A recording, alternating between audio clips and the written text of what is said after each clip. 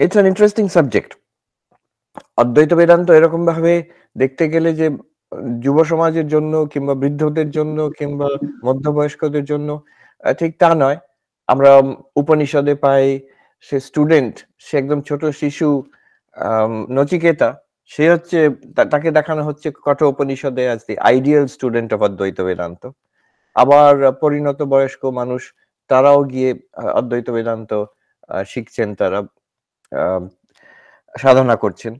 তো বেদান্ত সবাইকার জন্য, কার জন্য? বেদান্ত হচ্ছে যার চাই, যে এটাতে যার ভালো লাগে, যার চাই তার জন্যই। যেকোনো বয়সে সে হতে পারে। সে ছোট ছেলে কিংবা মেয়ে হতে পারে, কিংবা আমাদের বয়সের লোক হতে পারে, অতি বৃদ্ধ মানুষও হতে পারেন। সব রকম মানুষ।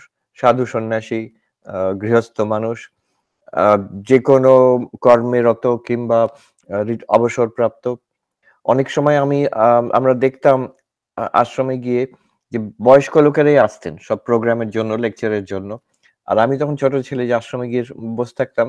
তো মহারাজরা খুশি হতেন যে, "বাহ! তুমি আসছো, খুব ভালো।" বাট ইটস ট্রু যে যার ভালো লাগে তার জন্য বেদান্ত।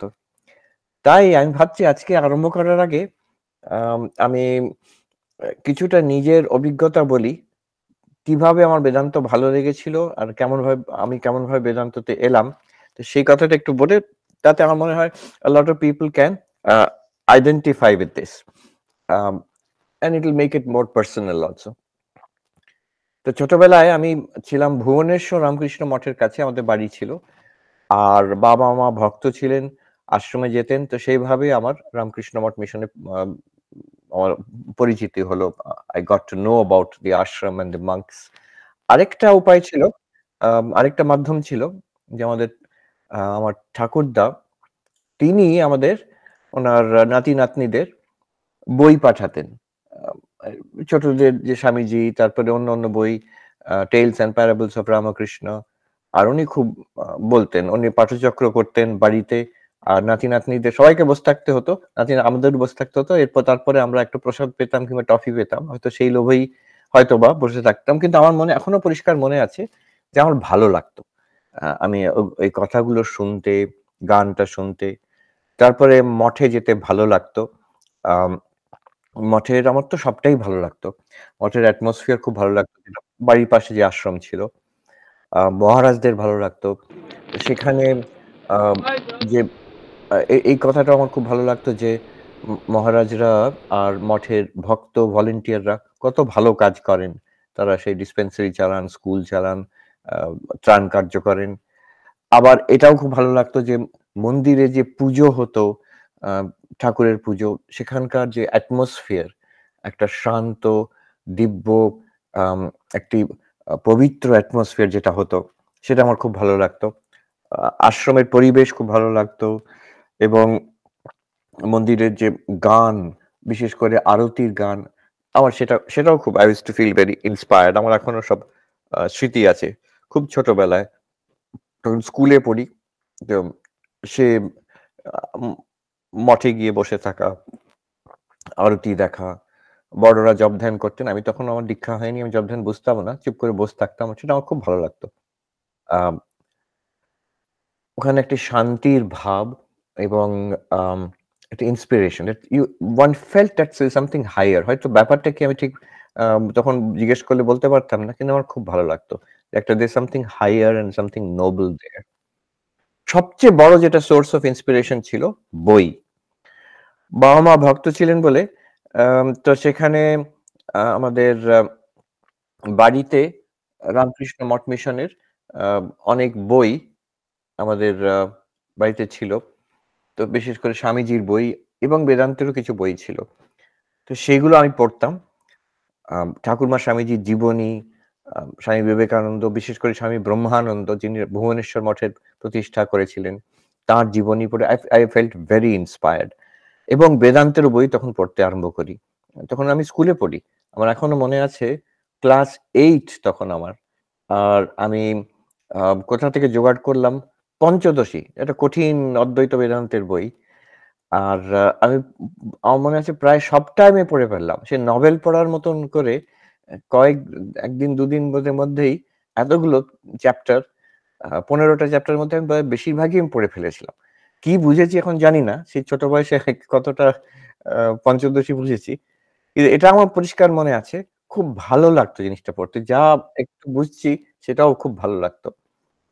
আম তখনকার দিনের রেকর্ড প্লেয়ারে গান, আ বেদান্তের যেমন শঙ্করাচার্যের 'চিদানন্দ রূপ শিবোহম' দিলীপ কুমার রায়ের গলায় সেটা আমার বাবা শুনতেন। আমারও শুনতে ভালো লাগতো। বিষ্ণু সহস্রনাম চ্যান্টিং হচ্ছে। আমারও খুব ভালো লাগতো। So this is the source of my inspiration. কি করে আমি আম how did I come to Vedanta? আর সাধু হওয়া ওইটাই কারণ। I felt inspired যে এরকম একটা জীবন সম্ভব। আমার মনে হলো that if this is true, ঈশ্বর লাভ করা যায়। ভগবান, ঈশ্বর, গড আছেন। আর তাকে উপলব্ধি করা যায়। এই তো ঠাকুর করেছেন, মা করেছেন, স্বামী বিবেকানন্দ করেছেন, অন্যান্য যারা ঠাকুরের শিষ্য এবং সন্ন্যাসী শিষ্য, গৃহী শিষ্য এরা ঈশ্বরের অনুভব করেছেন। আচ্ছা তাতে যে আনন্দ, পবিত্রতা, শান্তি পাওয়া যায়, কিন্তু মনে হচ্ছে যে এটা তো সাধারণ জীবনে পাওয়া যায় না। আমি তো নিজে দেখছি আশেপাশে বাড়িতে অন্যান্য যারা ছিলেন আত্মীয়স্বজন তাদের জীবন আর এই একটা যেগুলো বইতে পড়ছি, এই সাধু মহাত্মাদের জীবন, আ ভক্তরা যারা গৃহস্থ কিন্তু ভক্ত তাদের জীবন। এইরকম জীবন একটা আমার ছোটবেলা থেকেই অস্ফুটভাবে কিন্তু মনের মধ্যে ঢুকে গেল কথাটা যে আমি এইরকম জীবন চাই। আর যখন আরেকটু বড় হলাম, সন্ন্যাসী হওয়ার ব্যাপারটা বুঝলাম। তখন আমি ঠিক করে নিলাম যে যে আমি পড়াশোনা শেষ করেই আমি রামকৃষ্ণ মঠ মিশনে যোগদান দেব, সন্ন্যাসী হব। So you see these are the sources. একটা হচ্ছে মহারাজদের সান্নিধ্য সেখানে। আরেকটা হচ্ছে মঠের যে পবিত্র একটা অ্যাটমসফিয়ার। আর খুবই বড় একটা সোর্স হচ্ছে আম বই পড়া। তার মধ্যে ২ রকম। একটা হচ্ছে যে ঠাকুরমা স্বামীজির বিষয়, তাদের আর যারা ডিসাইপলস তাদের শিষ্যগণ, তাদের জীবনী, জীবনীর ঘটনা, আম আর তাদের শিক্ষা, এছাড়া বেদান্তের বই। উপনিষদ ছোটবেলায় পড়িনি তখন। গীতা পড়েছি। আর কিছু যা বই হাতে এসেছে। আম স্বামীজির রাজযোগ পড়েছি। এই যেমন বললাম অদ্বৈত বেদান্তের পঞ্চদশী পড়েছি। আরো বেশ কিছু অশোকানন্দ মহারাজের বই বেশ কিছু পড়েছিলাম। তারপরে দীক্ষা নিলাম। যখন বুঝলাম দীক্ষা ব্যাপারটা কেমন। আর তারপরে আমি ঠিক করলাম যে সন্ন্যাসী হয়ে যাব। এই জিনিসটা এটা কিন্তু যেকোনো মানুষের হতে পারে। আর আম যারা ইয়াং ছোট ছেলে-মেয়ে তাদের মধ্যেও আসতে পারে এটা। আম যেমন বললাম আমরা উপনিষদে পাই নচিকেতার ঘটনা। Best student of Vedanta. সে তো ছোট্ট ছেলে। অদ্বৈত বেদান্ত আজকের যুব সমাজ। তো এই বিষয়ে আমি কয়েকটা I'll raise a few points আ আর কি লাভ হতে পারে মানুষের, কি প্রয়োজন আ অদ্বৈত বেদান্ত আ আজকের যুব সমাজের জন্য, আজকের কি সমস্যা বিশেষ করে আমরা কিভাবে প্র্যাকটিস করতে পারি এবং তাতে কি লাভ হবে আমাদের, এই নিয়ে কয়েকটি কথা বলব। তারপরে প্রশ্ন উত্তর হবে। আম একটা আজকের আজ আ দেখা যায় বিভিন্ন দিকের সমস্যা হচ্ছে সেটা ইন্ডিয়াতেই হোক আর আমেরিকাই হোক, প্রত্যেকটি জায়গায় হয়তো কিছু বিশেষ সমস্যা আছে কিন্তু কিছু সাধারণ সমস্যাও আছে। যেটা সারা এখন বিশেষ করে আজকালকার পৃথিবী বিশ্বব্যাপী অনেকটা একই রকম কালচার হয়ে গেছে, একই রকম সমস্যাও হয়ে গেছে। একটা সমস্যা হচ্ছে যে আ আ মানুষের একাগ্রতা একটু কমে গেছে। মনোযোগ একটু কমে গেছে। এই গত কয়েক বছর আমি বলব আজকালকার যে আম এই বিশেষ করে ডিজিটাল যুগে, সোশ্যাল মিডিয়ার যুগে মনোযোগের একটি অভাব এসে গেছে মানুষের মধ্যে। আর তার কারণ কি? আর তার কি সমাধান কি? তার তার কি কুফল? আর তার কি সমাধান? সেটা নিয়ে একটু বলবো আমি। আম আরেকটা হচ্ছে যে কম্পিটিশন, তার জন্য যে আম প্রচন্ড অশান্তি, আ আ এ এ আর তার যে মানসিক অনেক সময় মানসিক রোগে পরিণত হয় সমাজের চাপের জন্য। চাকরির চাপ, তারপরে পড়াশোনার দিক থেকে চাপ, বাড়ির লোকেদের দিক থেকে চাপ, আরো অনেক কিছু সামাজিক চাপ আছে। তার জন্য মানসিক রোগ হয় কিংবা অশান্তি হয়। সেখানে কিভাবে আমাদের বেদান্ত সাহায্য করতে পারে? এটা নিয়ে কিছু বলব। এবং সর্বোপরি বেদান্তের যে উদ্দেশ্য, বেদান্তের উদ্দেশ্য যে আমাদের সমস্যার একটা সমূলে উৎপাটন করা, সমূলে তার নাশ করা। কি করে সেটা আমাদের সব রকম সমস্যা we can overcome with Vedanta at a spiritual level। সেই কথাটাও একটু বলবো আমি। স্বামী বিবেকানন্দ যখন বেদান্তের কথা বলছেন এখানে আমেরিকাতে, আমি এখন বসে আছি Vedanta society of New York. তো এইটা প্রতিষ্ঠা করেছিলেন স্বামী বিবেকানন্দ। আমরা সবাই জানি স্বামী বিবেকানন্দ এই দেশে আমেরিকায় এসেছিলেন 1893 তে for the world parliament of religions. শিকাগোতে এসেছিলেন 1893 তে সেপ্টেম্বরে, মানে ওয়ার্ল্ড পার্লামেন্ট অফ রিলিজিয়নস হয়েছিল। কিন্তু তারপরেই উনি নিউ ইয়র্কে এলেন। আর নিউ ইয়র্কে এসে সেই প্রথম আশ্রম প্রতিষ্ঠা হলো। এর আগে ভারতবর্ষে তো নিশ্চয়ই বরানগর মঠ ছিল, কিন্তু এই বিদেশে প্রথম আশ্রম, আর এই প্রথম একটি ইন্ডিয়ান আশ্রম এখানে প্রতিষ্ঠা হলো, হিন্দুদের আশ্রম। এটা হচ্ছে Vedanta society of New York. আর সেটা 1894 এ হয়েছে বেদান্ত প্রচারের জন্য। স্বামী বিবেকানন্দ যখন বেদান্তের কথা বলছেন এখানে, উনি কিন্তু একটা সামগ্রিকভাবে বলছেন। এই ব্যাপারটা একটু বোঝা দরকার। আবার যেই বলি অদ্বৈত বেদান্ত, তার একটা টেকনিক্যাল মানে আছে। অদ্বৈত বেদান্ত মানে কি? আমরা জানি আমাদের মূল ধর্মগ্রন্থ হচ্ছে বেদ। আর বেদ তো বিশালকায়, অনেক কিছু আছে তার মধ্যে। তার মধ্যে আমরা পাই উপনিষদ। এই উপনিষদ কয়েকটি টেক্সট ৪ টি বেদের মধ্যে ছড়ানো আছে। এই উপনিষদ হচ্ছে বেদান্ত। আমি আবার বলবো, যদি কেউ পরিষ্কার জানতে চায়, আপনি স্পষ্টভাবে বলুন বেদান্ত কি? জিনিসটা কি? ব্যাপারটা কি? টেক্সচুয়াল বেসিস অফ বেদান্ত হচ্ছে উপনিষদ। এই যে উপনিষদ সমগ্র যদি আমরা করি, বেদান্ত সার একটি বই আছে, তাতে ডেফিনিশন দেওয়া আছে বেদান্ত মানে কি। বেদান্ত নাম উপনিষদ প্রমাণম।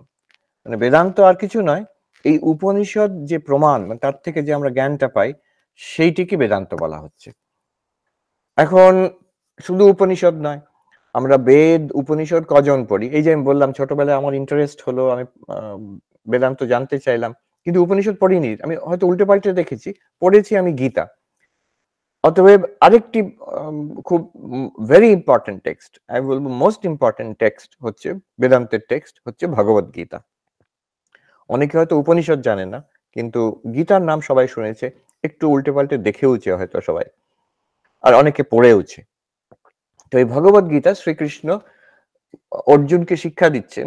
আর কি শিক্ষা দিচ্ছেন? যা শিক্ষা দিচ্ছেন সেটা বেদান্ত, কিন্তু সেই বেদান্ত, তার ভিত্তি হচ্ছে উপনিষদ। অনেক জায়গায় শ্রীকৃষ্ণ উপনিষদ থেকে কোটেশনই দিচ্ছেন একদম। তো ভগবত গীতা হচ্ছে বেদান্তের আরেকটি অন্যতম টেক্সট। এছাড়া আছে দার্শনিক দিক থেকে দেখতে গেলে ব্রহ্মসূত্র আছে, ব্যাসদেবের রচিত ব্রহ্মসূত্র। সেখানে দার্শনিক প্রশ্নগুলোকে সমাধান করা হয়েছে। যে উপনিষদ পড়তে গিয়ে মানুষের অনেক প্রশ্ন হতে পারে, সেই প্রশ্ন, বিভিন্ন রকম প্রশ্ন তোলা হয়েছে, আর সেগুলো সমাধান করা হয়েছে যুক্তির আধারে। এবার হলো কি, আজ থেকে ধরা যাক প্রায় 1200-1300 বছর আগে শঙ্করাচার্য এসে এই উপনিষদের ওপরে ভাষ্য লিখলেন, ব্যাখ্যা, বিশেষ বেসিক্যালি এক্সপ্লেনেশন অফ উপনিষদস। গীতার ভাষ্য লিখলেন, গীতার ব্যাখ্যা লিখলেন, সবই সংস্কৃততে। আর ব্রহ্মসূত্রের ভাষ্য লিখলেন।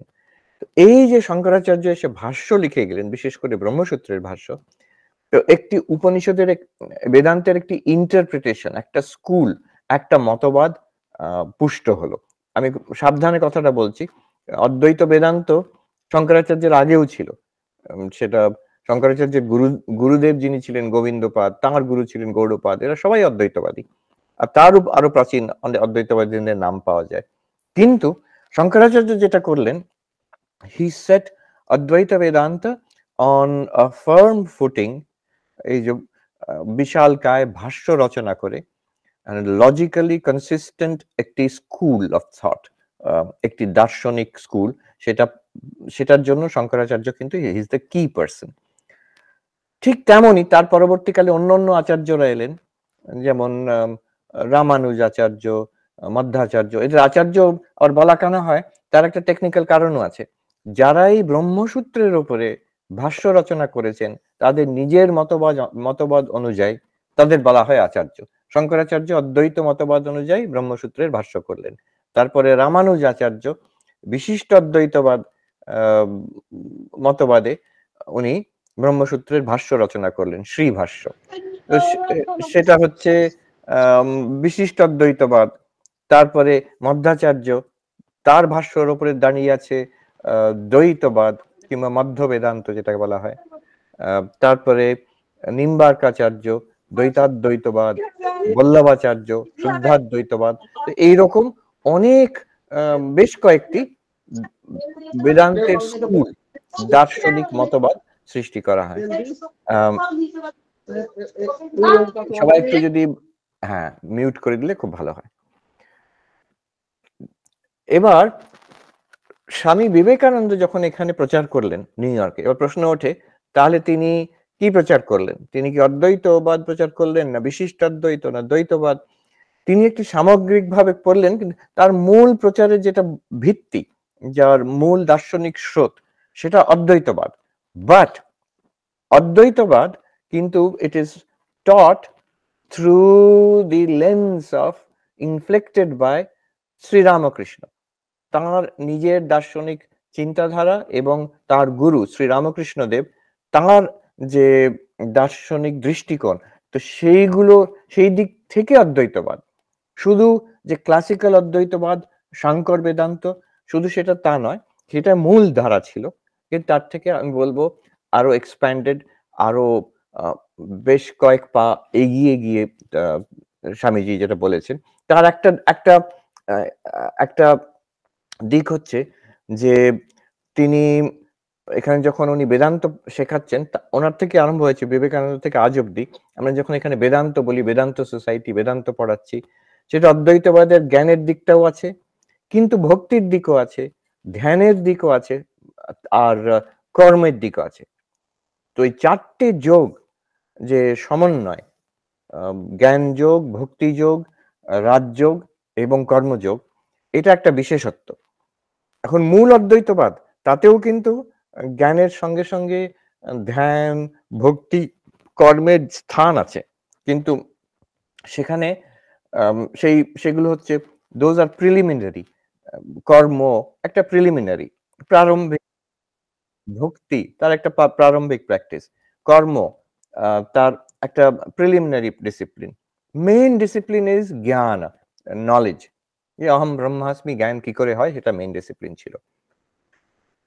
স্বামী বিবেকানন্দ চারটে যোগের সমন্বয়, হারমোনি অফ ইয়োগাস উনি শিখিয়েছেন। এমনকি আমরা যে রামকৃষ্ণ মঠ মিশনের যেটা লোগো দেখি, সিম্বলটা দেখি, যে আপনারা সবাই দেখেছেন, যেখানে একটা পদ্ম প্রস্ফুটিত হচ্ছে, একটা হাঁস সাঁতার কাটছে, পেছনে সূর্য, উদীয়মান সূর্য, হ্যাঁ, আর সবটাকে বেষ্টন করে একটি সর্প আকারে। তো এই যে সিম্বলটা, এটা কিন্তু স্বামীজি এখানে করেছিলেন নিউ ইয়র্কে। একবার ওনার একটা বক্তৃতা প্রকাশ করার জন্য প্রিন্টার এসে বললো যে আমরা এটা একটা প্যাম্ফলেট ছাপবো আপনার বক্তৃতার, তো একটা কিছু সিম্বল কিছু একটা থাকলে ভালো হয়, দেখতে ভালো লাগে। তখন স্বামী বিবেকানন্দ সঙ্গে সঙ্গে একটা ওই কাগজ নিয়ে খচখচ করে কি এঁকে দিয়ে, he tossed it across the table. সকালে ওরা ব্রেকফাস্ট খেতে বসছিলেন, he tossed it across the table to the printer and said, draw it to scale. এইটাকে ছাপিয়ে দিও। তো সবাই জিজ্ঞেস করলো এটার মানে কি? তখন উনি বলছেন, এই সূর্য যেটা, এটা জ্ঞানের প্রতীক, মানে আমরা অদ্বৈত বেদান্তের দিক থেকে বলতে পারি সূর্য। ভক্তির প্রতীক হচ্ছে যে পদ্ম ফুটেছে জলের ওপরে, জলের যে ঢেউ খেলে যাচ্ছে সেটা হচ্ছে কর্মযোগ। আর যেটা পুরোটাকে বেষ্টন করে যে সর্প আকারে আছে, সেটা কুণ্ডলিনী কিংবা রাজযোগের প্রতীক। এই চারটে যোগ, জ্ঞান, ভক্তি, কর্ম এবং ধ্যান, রাজযোগটা হচ্ছে ধ্যান, এই চারটে যোগের সহায় আমরা জীব ঈশ্বরকে, যে হাঁসটা সাঁতার কাটছে, পরমাত্মাকে আমরা আমাদের যে লক্ষ্যতে পৌঁছতে পারি, ঈশ্বর লাভ কিংবা ভগবান লাভ করতে পারি। এই আইডিয়াটা This was Swami Vivekananda's idea of Vedanta. আর সেটা তখনই উনি তখন থেকে ভেরি কনসিস্টেন্টলি উনি এটা শিখিয়ে এসেছেন। এই আমেরিকাতে থাকার সময় এবং ভারতে ফিরে গিয়েও এই কথাই বলেছেন তিনি। এখন আমরা we'll quickly take a look at কর্ম, তাতে আমাদের কি লাভ হতে পারে বিশেষ করে যুব সমাজের, তারপরে ধ্যান, তারপরে ভক্তি, আর শেষে প্রধানত আমরা অদ্বৈত বেদান্তের জ্ঞানের দিকটা একটু দেখব। প্রথমে কর্মের কথা বলি। আমাদের আজকের যে সমাজ, এখানে খুবই কর্মব্যস্ত। এই নিউ ইয়র্কে এখানে বলা হয়, এই শহরের বিষয়ে বলা হয় the city that never sleeps. মানে এতই মানুষ এখানে কর্মে ব্যস্ত যে তাদের ঘুমোবার সময় নেই। City that never sleeps. আজকে সারা পৃথিবী কিন্তু তাই, ভারতবর্ষ তাই। বিশেষ করে গত 10-20 বছরে ভারতবর্ষ এত পরিবর্তন হয়েছে, খুব কর্মপ্রধান দেশ হয়েছে, খুব বিজি। এখান থেকে আমেরিকানরা গেলে, আমেরিকানরা যেটা আগে ভারতবর্ষকে 60-70 বছর আগে খুবই স্লিপি, কোয়াইট, শান্ত জায়গা মনে হতো, এখন ঠিক তার উল্টো, প্রচন্ড বিজি। খুব কর্মের ধুলো উঠছে এখন ভারতবর্ষে। আমার মনে পড়ে স্বামী বিবেকানন্দ যখন ভারতবর্ষে ফিরছেন, সিস্টার নিবেদিতা আছেন জাহাজে। তো সিস্টার নিবেদিতা তো ভারতের কথা, অনেক কথা শুনেছেন স্বামীজির কাছে, কিন্তু প্রথম এই দেখলেন, জাহাজ থেকে ভারতবর্ষ দেখলেন। দেখে সিস্টার নিবেদিতা বলছেন, ও স্বামী, হাউ পিসফুল, কি শান্ত, কি সুন্দর, শান্ত। স্বামী বিবেকানন্দ কিন্তু বকে দিলেন, বললেন যে এটা শান্তি নয়। এই মানুষ, এখানকার মানুষ একটা পদদলিত, তারা একটা ফরেন পাওয়ার, তখন ব্রিটিশ সাম্রাজ্য, তাদের আন্ডারে কলোনাইজড, এরা সুপারস্টিশিয়াস, এরা খেতে পায় না, তারা হাংরি, তারা অশিক্ষিত। তো তার জন্য মনে হচ্ছে আপাততভাবে একটা শান্তি, কিছুই পারে না যখন অসহায় মানুষ, দূর থেকে শান্তি মনে হচ্ছে। এবং স্বামীজি বলছেন, it is the piece of the grave, এটা যেন কবরস্থানের শান্তি, এটা আমি চাই না। স্বামীজি চাইছিলেন এটা তো তমগুণ, তমগুণ থেকে রজগুণে উঠবে, অ্যাক্টিভিটি, হ্যাঁ এটাও হবে, উচ্চাকাঙ্ক্ষা, অ্যাম্বিশন, হয়তো গ্রিড হয়তো হতে পারে, কিন্তু মানুষ টাকা রোজগার করবে, ইন্ডাস্ট্রি হবে, প্রগতি হবে সব দিক থেকে, সেই স্বাস্থ্যের দিক থেকে, শিক্ষার দিক থেকে, ইকোনমি বাড়বে, মানুষ, হ্যাঁ এটাও ঠিক, টাকার পেছনে ছুটবে, এইভাবেই একটা সমাজের জেগে ওঠে। সেটা স্বামীজি চেয়েছিলেন। আজকের ভারত দেখলে স্বামীজি খুবই খুশি হতেন যে যতই ঝামেলা থাকুক কিন্তু ঠিক দিকে এগোচ্ছে। এটা আমরা যদি ঐতিহাসিক দিক থেকে দেখি, then we can clearly see the big picture. আমরা আজকাল হয়ে গেছি কি, সোশ্যাল মিডিয়ার জন্য, ইন্টারনেটের জন্য আমরা শুধু এই গত 10 মিনিটে কি ঘটেছে সেটাই হচ্ছে আমাদের দুনিয়া হয়ে যায়, কি লেটেস্ট নিউজ সাইকেল বলে আজকালকার মিডিয়া, নিউজ সাইকেল নিয়ে ব্যস্ত। কিন্তু 50 বছর, 100 বছরের ইতিহাস, 200 বছরের ইতিহাস, 2000 বছরের ইতিহাস দেখতে হয়। তো সেদিক থেকে দেখলে, গত 100 বছরের ইতিহাস দেখলে আমরা দেখব ভারত কিন্তু ঠিক দিকেই, একটা there is a positive direction, আর বিরাট চেঞ্জ হচ্ছে, বিরাট চেঞ্জ হচ্ছে। আমি একটি বই লিখেছিলেন জোসেফ ক্যাম্বেল, উনি নিউ ইয়র্ক থেকেই গেছিলেন, স্বামী নিখিলানন্দের শিষ্য ছিলেন। তো উনি খুব বিখ্যাত রাইটার আমেরিকাতে, জোসেফ ক্যাম্বেল, মিথোলজির উপরে বই লিখেছেন। তো তিনি 1950-তে ভারতবর্ষের ঠিক স্বাধীনতার পরে ভারতে গেছিলেন, স্বামী নিখিলানন্দের সঙ্গে গেছিলেন, একটি বই লিখেছেন বকশিশ অ্যান্ড ব্রাহ্মণ বলে। একদিকে ব্রাহ্মণ, আরেকদিকে মানুষ পেছন পেছন ছুটছে। সাহেব দেখে তখনকার দিনে ছুটতো বকশিসের জন্য, 2 টাকা দাও বলে বাবা।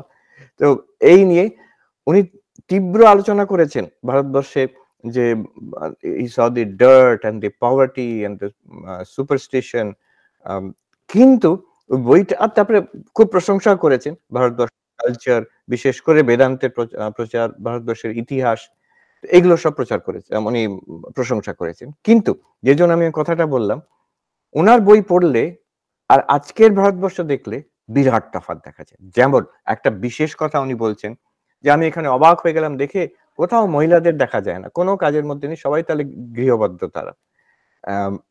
এটা কতটাই ভারতবাসীরা পিছিয়ে আছে উনি ভাবছেন আমেরিকার তুলনায়। কিন্তু আজকে যদি দেখা যায়, আজকে যদি উনি আসতেন, উনি দিল্লিতে গেছেন, বেনারসে গেছেন, কলকাতায় এসেছেন। সো আজকে যদি আসতেন, কি তফাৎ! প্রত্যেক স্তরে, প্রত্যেক জায়গায় মহিলারা এখন অ্যাক্টিভ, সক্রিয়, তারা engaged. So this tremendous change has taken place in India. কর্মব্যস্ত। এর মধ্যে কিন্তু সমস্যাটা এটা হতে পারে, যুব সমাজের সমস্যা হচ্ছে কম্পিটিশন, আ প্রচন্ড চাপ, তার জন্য মানসিক চাপের জন্য টেনশন, মানসিক রোগ, আনহ্যাপিনেস। এর মধ্যে আমাদের কোন কর্মের ফিলসফি, কোন কর্মের যে দর্শন আমাদের সাহায্য করতে পারে? এইখানে আমার মনে হয় স্বামী বিবেকানন্দের কথাটা। আম স্বামী বিবেকানন্দের যে কর্মযোগ, এটা আমার মনে হয় অবশ্যই সবাইকার একবার উল্টে-পাল্টে দেখা উচিত। কিছুটা পড়া উচিত, ভাবা উচিত। আম কি করে আমাদের জীবনের কর্ম, যে কর্মে পরিণত বেদান্ত বলা হয়, how we can use karma, transform our karma, our life of action. সেটা কেউ ছাত্র পড়াশোনা করছে, কেউ আম চাকরি করছে, কেউ বিজনেস করছে, যেকোনো কর্ম হতে পারে। বাড়িতে কাজ করছে। তো সে সব রকম কাজ how we can transform it, যাতে তাতে টেনশন যাতে না হয়, আমার যেটা বাঞ্ছিত ফল সেটা পাই এবং আমার আধ্যাত্মিক প্রোগ্রেস হতে পারে। কর্মকে কি করে কর্মযোগে পরিণত করতে হয়। ইনফ্যাক্ট এইখানে নিউ ইয়র্কে ছিলেন ৬০ এর দশকে খুব নামকরা আমেরিকার নভেলিস্ট।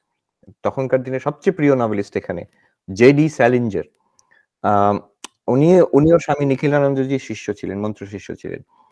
উনি এক জায়গায় লিখেছেন, "These two little volumes, Raja Yoga and Karma Yoga, I believe our American youth would do well to carry it around in their pockets." যে এই দুটি ছোট্ট ভলিউম, যে দুটি বই এখান থেকেই পাবলিশড, রাজযোগ এবং কর্মযোগ স্বামীজির। এই দুটি ভলিউম আজ আমাদের আজকের আমেরিকার যুব সমাজ, তখনকার দিনের কথা বলছেন। আ তারা এটা খুব ভালো করবে যদি তারা নিজের কাছে রাখে। মানে পড়ে, পকেটে নিয়ে ঘোরে এটাকে। পকেটে নিয়ে কতজন ঘুরেছে জানি না।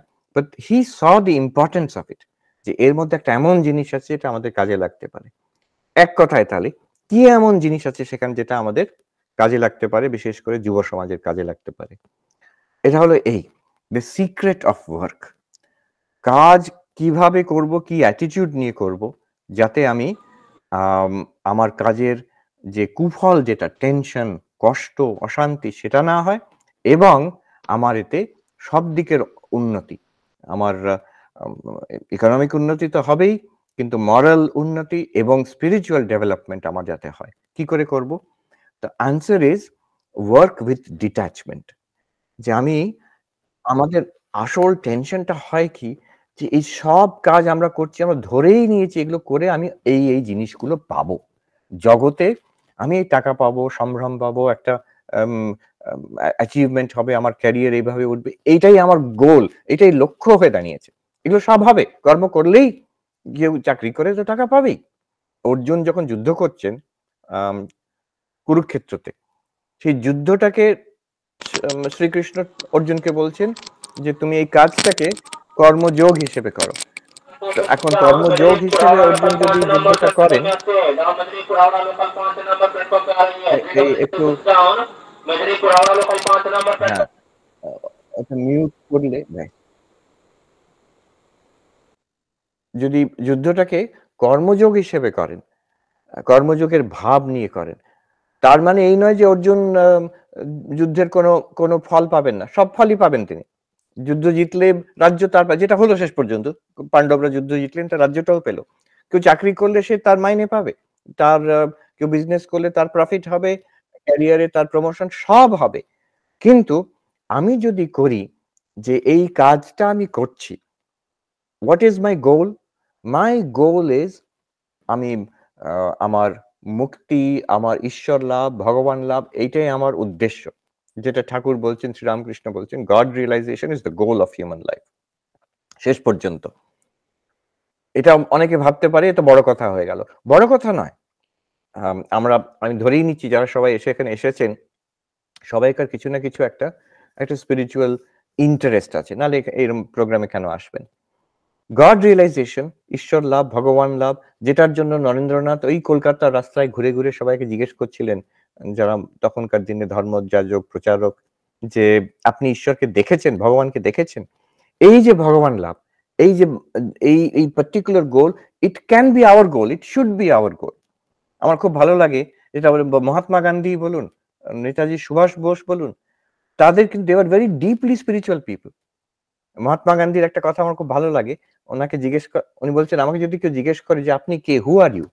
লোকে আমাকে অনেক কিছু বলে। কেউ বলে স্বাধীনতা সংগ্রামী, কেউ বলে পলিটিশিয়ান, কেউ বলে সমাজ সেবা করি আমি। আম আ সমা সোশ্যাল রিফর্মার। আ তো এই সব তো ঠিকই। এগুলো সবই ঠিক। কিন্তু আমাকে যদি কেউ জিজ্ঞেস করে, গান্ধীজি বলছেন যে, 'আপনি কে?' I will say I am a simple man in search of God. আমি একজন অতি সাধারণ মানুষ। আমার জীবনের উদ্দেশ্য হচ্ছে ঈশ্বরকে পাওয়া। তাহলে দেখুন এইটা আমরা দেখি তিনি হাজার রকম কর্মে ব্যস্ত। কিন্তু তিনি নিজে ভাবছেন তার তার উদ্দেশ্য হচ্ছে কিন্তু ঈশ্বর লাভ করা, ভগবান লাভ করা। This is something that all of us can take. এই একটা কথা যে ordinary life, ordinary person can become an extraordinary life, extraordinary person if the goal is extraordinary. আমরা সবাই যারা অধ্যাত্ম পথে এগিয়ে এসেছি, আমরা সবাই সাধারণ মানুষ। কিন্তু জীবনটা অসাধারণ হয়ে গেছে যেহেতু লক্ষ্যটা অসাধারণ। আমি সাধারণ মানুষ কিন্তু আমার লক্ষ্য হচ্ছে ভগবান লাভ করা। এটা Facebook এ দেওয়ার জন্য নয়। Facebook স্ট্যাটাস যে আমি এখন ভগবান লাভ করতে চাই। আমি ভগবানের দিকে এগিয়ে চলেছি। ওসব বলার দরকার নেই। একদম যত গুপ্ত তত পোক্ত। যত নিজের মধ্যে থাকবে তত ভালো। কিন্তু তার ১ম আম ইফেক্ট হবে আমাদের কর্মের উপরে। আমরা মনে, মনে তখন ভাববো এই যে কাজগুলো করছি, স্কুলে কি কলেজে পড়ছি কিংবা আম পড়াচ্ছি কিংবা বিজনেস করছি, যাই করছি কিংবা বাড়ির কাজ করছি। আ এই সবই হচ্ছে ঈশ্বরের আরাধনা। আমি এখানে আ আমার প্রভু সেটা শ্রীরামকৃষ্ণ, রাম, কৃষ্ণ, কালী যাই বলি, যেমনভাবে আমি ভাবি, যেকোনো ধর্মতে হতে পারে। কিন্তু I am doing everything as a worship of my Lord. তাহলে আমার উদ্দেশ্যটা কিন্তু সেই ঈশ্বরের পুজো হয়ে গেল। সেটা আমি চাকরি করছি, পড়াশোনা করছি, সবটাই হবে। কিন্তু সেখানে এটা একটা স্পিরিচুয়াল প্র্যাকটিস হয়ে গেল। এবার আমার ফলটা কি? পুজো করছি আমার ফলটা হবে যে আমি ঈশ্বরের দিকে এগিয়ে যাচ্ছি আর ঈশ্বর লাভ করব এটাই আমার উদ্দেশ্য। আমার নজরটা তখন যে ক্যারিয়ারে কতটা এগোলাম, টাকা-পয়সা কতটা পেলাম, লোকে আমাকে মানছে কি মানছে না, আমার কতটা পাওয়ার হলো, অ্যাচিভমেন্ট হলো, সেই দিকে আর নজর থাকবে না। যখন ওগুলো সবই আসবে কিন্তু সেদিকে নজর থাকবে না। So this work with detachment. Detachment আমি এই জিনিসগুলো চাই না। কাজটা আমি করছি। এটা আমার সাধনা হিসেবে। প্রশ্ন উঠতে পারে, যদি এগুলো চাই না তাহলে কাজটা করছোই বা কেন বাবা? তো তখন জবাবটা হচ্ছে যে আমি ঈশ্বর লাভ করার জন্য করছি। ভগবান লাভ করার জন্য করছি।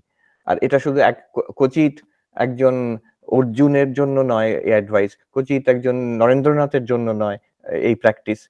কিন্তু সবাই যারা মহাপুরুষ সেই গান্ধীজি, সুভাষ বাবু এরাও করেছেন এইভাবে, আমিও এইভাবে করছি আমার জীবনযাপন। So this is a one great uh, learning from Swami Vivekananda from Vedanta কর্মযোগের দিকটা যে by doing work without attachment to the results, without seeking the results as a worship of God. এইভাবে কর্মের সব সুফলটা পাওয়া যাবে, কুফলটা এড়ানো যাবে। মনে শান্তি আর আনন্দ পাবো। আর জীবনও অনেক বেশি উন্নত হবে। যা হতে পারত তার থেকে অনেক বেশি হবে। আমি যদি টাকার জন্যই না করি, টাকা পাচ্ছি। কিন্তু ওইটাই যদি আমার জীবনের উদ্দেশ্য না হয়, তাহলে কি আমি এই রেসে পিছিয়ে পড়বো না? আপাতত দিক থেকে মনে হতে পারে পিছিয়ে পড়তে পারে। কেউ। অনেকে হয়তো পিছিয়ে পড়বে না। যেমন চলছিল জীবন তেমনই চলবে। বরং অনেক শান্তির সঙ্গে চলবে। কিন্তু একটা কথা আছে, rat race, if you win the rat race, you are still a rat. তো অতএব আমি rat race এর মধ্যে নেই। আপাততভাবে আছি। সব কাজই করছি। কিন্তু আমার উদ্দেশ্য ওখানে। আম এর অনেক গভীর ইফেক্ট আছে। কর্মকে যদি আমরা কর্মযোগে পরিণত করি। দ্বিতীয় হচ্ছে রাজযোগ, ধ্যানের কথা। এখন রাজযোগে যদি কথাটা এক কথায় বলতে হয়, তাহলে a concentration, not distraction. Concentration, not distraction. এই এক কথায়। ডিস্ট্রাকশন আর কনসেনট্রেশন কি? স্বামী বিবেকানন্দ কনসেনট্রেশন, একাগ্রতা, সংযোগের উপরে মনোযোগের উপরে খুব জোর দিয়েছেন। Difference between an ordinary man and a great man lies in the degree of concentration. স্বামীজির অস্বাভাবিক আ মনোযোগ, কনসেনট্রেশনের পাওয়ারের বিষয়ে আমরা পড়ি। কি করে সেই এনসাইক্লোপিডিয়া ব্রিটানিকা পুরোটাই প্রায় পড়ে ফেলেছেন। যা যা পড়তেন তা সব মনে রাখতে পারতেন। আম যখন একটা কাজ করছেন কি একটা বই পড়ছেন, ধ্যান করছেন না। একটা কাজ করছেন, বই পড়ছেন তখন এত মনোযোগ দিয়ে করতেন যে আশেপাশে কি হচ্ছে কিচ্ছু বুঝতে পারতেন না। আর ধ্যান তো করছেন, দেখা গেছে কাশীপুরে বসে ধ্যান করছেন। এমনভাবে মগ্ন হয়ে গেছেন ধ্যান করতে গিয়ে যে মুখটা ওই যে এতগুলো মশা বসেছে মুখটা যেন কালো হয়ে গেছে মশাতে। উনি উনি বোধই করতে পারছেন না। বোধ টের পাবেন যে ধ্যান থেকে বেরিয়ে আসবেন তখন সঙ্গে, সঙ্গে সেই মশার কামড়ের জ্বালাটা পাবেন। কিন্তু ধ্যানের সময় এত একাগ্রতা হ্যাঁ, এটা একটু মিউট করতে হবে। হ্যাঁ, ধ্যানের সময় এত একাগ্রতা যে উনি কোনো বোধই নেই। আমাদের একটা মশা এলে আমরা ধ্যান করতে পারি না। আ তো কিন্তু স্বামীজি সেই আ ট্রেমেন্ডাস কনসেনট্রেশন। আর আমরা দেখি যেখানে যে সাকসেসফুল হয়েছে, যেখানে সেটা স্বামীজির কথাই বলা হোক কিংবা একজন সায়েন্টিস্ট, স্বামীজির এখানে পরিচয় হয়েছিল টেসলার সঙ্গে। পরে স্বামী অভেদানন্দ যে নিউ ইয়র্কে এসেছিলেন, তার স্মৃতিকথায় পাওয়া যায় তিনি এখানে সায়েন্টিস্ট ছিলেন। উনার নাম কি? Thomas Edison. এডিসনের সঙ্গে পরিচয় হয়েছিল। এই সায়েন্টিস্ট, যে আর্টিস্ট, যে রাইটার সবাইকার কিন্তু যারা বড় কাজ করেছেন, তাদের মধ্যে একটা কমন জিনিস হচ্ছে কনসেনট্রেশন, একাগ্রতা। যে কাজটা করতেন বাকি সবকিছু বাদ দিয়ে ফোকাসিং অন দ্যাট। আম আজকের যুগে there is a crisis of attention. There is a crisis of attention partly because of এই টেকনোলজি। এটা দারুণ টেকনোলজি যার জন্য আমরা এখন কথা বলতে পারছি এখন। কিন্তু একে অপরকে দেখতে পাচ্ছি, কথা বলতে পারছি। কিন্তু আ এর একটা একটা কুফল হচ্ছে যে আমরা we are continuously engaged with this. এই যে পকেটে ফোন আর সারাক্ষণ কথা তো বলে না আজকাল বেশি। ওই টেক্সট করা আর সোশ্যাল মিডিয়াতে ওই সারাক্ষণ আপলোড করা আর দেখা এই নিয়ে কেউ বলছে আমেরিকাতে অন্তত আম an adult spends around 30% of their waking hour on the phone. এটা কি সাংঘাতিক কথা! যে আমাদের সারাদিনের যেটা ওয়েকিং আওয়ার্স এর মধ্যে তার 1/3 চলে যাচ্ছে ফোনের মধ্যে। তা তো কোনো ভালো কাজ করা, কোনো জীবনে প্রোগ্রেস করার তো সময়ই থাকলো না তাহলে আর। সো এইখানে অ্যাটেনশন খুব কমে গেছে মানুষের। এটা সব জায়গা থেকে রিপোর্ট আসছে। টিচাররা বলছেন যে নূতন প্রজন্ম যারা ছাত্রছাত্রী, ছোট ছোট ছেলেমেয়েরা তারা স্কুলে আসছে, বেশিক্ষণ মন দিতে পারে না। যেকোনো একটা ক্লাসে আগে আমরা অন্তত এক্সপেক্ট করতাম ০.৫ ঘন্টা তো অন্তত শুনবে ৪০ মিনিটের মধ্যে। এখন হয়তো বড়জোর ৫ মিনিট ১০ মিনিটের পরেই অস্থির হয়ে যাচ্ছে। আমি এখানেও দেখেছি আমেরিকাতে খুব ইন্টেলিজেন্ট ছেলে-মেয়ে। যারা ভারতীয় হতে পারে, এশিয়ান, চাইনিজ কিংবা অন্যান্য আমেরিকান যারা আ মানে হোয়াইট যেকোনো কমিউনিটির হোক, খুব ইন্টেলিজেন্ট, ট্যালেন্টেড কিন্তু একটা অদ্ভুত রকমের ছটপটে ভাব। আ বেশিক্ষণের জন্য ওরা চুপচাপ বসে থাকতে পারে না জানো? তো this is a great loss. যেকোনো বড় কাজ করতে গেলে কনসেনট্রেশন দরকার। এখন পজিটিভ সাইকোলজিতে অনেক কাজ হচ্ছে। মিহাই চিকজিনমিহাইয়ের বই আছে 'ফ্লো', তারপরে রিসেন্টলি ড্যানিয়েল গোলেমান বই লিখেছেন 'ফোকাস'। আরো অনেকগুলো বই লেখা হয়েছে এই নিয়ে। এই কনসেনট্রেশন, অ্যাটেনশন নিয়ে এখন বেশ কিছু গবেষণা, বেশ ভালো বই আর ভালো কাজ হচ্ছে। আ দেখা যাচ্ছে যে অ্যাটেনশন এর কত সুফল আর ডিস্ট্রাকশন, ল্যাক অফ অ্যাটেনশন এর কত কুফল। একজন আমাকে বলল আ যে আমরা যদি নতুন প্রজন্মকে জিজ্ঞেস করি তারা কিন্তু আমি যে মনোযোগ দিচ্ছি না, আমি একটা অ্যাটেনশন, কনসেনট্রেশন নেই, এটাকে খারাপভাবে দেখে না। যেন একটা আমার রাইট। আমি মনোযোগ দেবো কেন? আমি এটা কিছুক্ষণ ২ মিনিট দেখবো, ওটা ৩ মিনিট দেখবো, তারপর ৫ মিনিট গল্প করব, আবার একটা কিছু দেখবো, আবার ২ মিনিট পড়াশোনা করব। এভাবেই থাকবো। অসুবিধে কি আছে? অসুবিধে এই আছে, এখন এই মডার্ন পজিটিভ সাইকোলজি দেখাচ্ছে যে আম আমরা যত ডিস্ট্রাক্টেড হই, একটা কাজ ধরে না রেখে ১০ টা জিনিস পরপর করে যাচ্ছি, যখন যেমন মন চাইছে তখন তেমন করছি, তাতে কুফল এই হয়, একটা হচ্ছে যে মনের শান্তি থাকে না। আমি তো মনের আনন্দের জন্যেই এখন ২ মিনিট এটা দেখলাম, ৫ মিনিট ওটা দেখলাম, আরেকটু কিছু গল্প করলাম কারোর সঙ্গে। পরপর বিভিন্ন রকম কাজ করে যাচ্ছি কিসে? যে আমার ভালো লাগবে বলে। আপাতত মনে হচ্ছে বেশ কেটে যাচ্ছে। কিন্তু সবাইকার অভিজ্ঞতা এটা যে ১ ঘন্টা, ২ ঘন্টা, ৩ ঘন্টা এরকম করার পরে কেউ শান্তির অনুভব করছে, আনন্দের অনুভব করছে, না মনে একটা গ্লানি, একটা বিশেষ রকমের গ্লানি, একটা ডিসটেস্ট, একটা ডিসগাস্ট এসে গেল যে কিভাবে আমি জীবনটাকে কাটাচ্ছি। এইটা এসে যায়। আমরা একটা বইয়ের উদাহরণ দিই। সেটা ইন্টারনেটেও তার এক্সাম্পল ইউ ক্যান এক্সটেন্ড। আমার যদি এখন ১০ টা বই আছে, আমি ১ ঘন্টা ধরে এই বইটা ৫ মিনিট, ওই বইটা ৩ মিনিট, এইভাবে ১ ঘন্টা কাটিয়ে দিলাম। শেষে কি আমার লাভ হলো আর আনন্দই বা হলো কি? হবে না। একটা বইয়ের মধ্যে যা পছন্দ হয়েছে সেটার মধ্যে যদি ১ ঘন্টা ডুবে থাকতাম, তারপরে যখন বেরিয়ে এলাম, তার কিন্তু মনের একটা শান্তি, একটা স্থিরতা, একটা আনন্দের ভাব থাকতো মনের মধ্যে। So my point here is concentration এর থেকে আনন্দ হয়, হ্যাপিনেস হয়। আর ডিস্ট্রাকশন থেকে আনহ্যাপিনেস হয়, স্ট্রেস হয়। So this is the finding of positive psychologist today. যে এইভাবে যে আমি সময়টা কাটাচ্ছি উইদাউট কনসেনট্রেশন, মনোযোগ ছাড়া কাটাচ্ছি, তাতে কিন্তু সুখ হয় না। মন ভালো থাকে না তাতে। তাতে দ্য রেজাল্ট ইজ টায়ার্ডনেস এসে যায় মনে, গ্লানি এসে যায় এবং কাইন্ড অফ রেস্টলেসনেস। আরো মারাত্মক, মনোযোগের হ্যাবিটটা চলে যায়। তখন অমনোযোগ হওয়া, ডিস্ট্রাক্টেড হওয়া, রেস্টলেস হওয়াটাই হ্যাবিট হয়ে যায়। এটা অনেক ইয়াং ছেলেমেয়েদের মধ্যে দেখা যায়। ঠিক সেই একই জিনিস তাহলে আমি দেখেছি যারা ইন্টারনেটে দেখছেন, টুইটারে একটাকেই ভালো করে দেখো। ০.৫ ঘন্টা দেখো, ১ ঘন্টা দেখো, একটা বক্তৃতা হোক, একটা সিনেমা হোক, যাই হোক। এখন তাও করছে না কিন্তু। এটা অদ্ভুত ব্যাপার হচ্ছে এই ২ মিনিট এটা, ৫ মিনিট ওটা, ৬ মিনিট এটা, এইভাবে কেটে যাচ্ছে সময় তাদের, অনলাইন সময়। So this is very damaging. These 2 things, মনের শান্তি আনন্দের জন্য, হ্যাপিনেস এর জন্য মনোযোগ দরকার। Concentration is important. একটি জিনিস ভোগ করতে গেলেও একটি আমি সুন্দর ছবি দেখতে চাই। এখানে মিউজিয়ামে গিয়ে মনোযোগ দিয়ে দেখতে হবে। একটি গান শুনতে চাই, মনোযোগ দিয়ে শুনতে হবে। একটি বক্তৃতার আনন্দ এবং তার আম সুফল আমি পেতে চাই, মনোযোগ দিয়ে করতে হবে। So to get benefit from anything, concentration is necessary. To achieve anything great, concentration is necessary. আর সর্বোপরি শান্তি এবং আনন্দের জন্য কনসেনট্রেশন দরকার।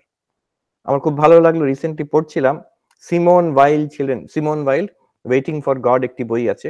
তিনি দার্শনিক ছিলেন, ২য় বিশ্বযুদ্ধের সময়, ফরাসি।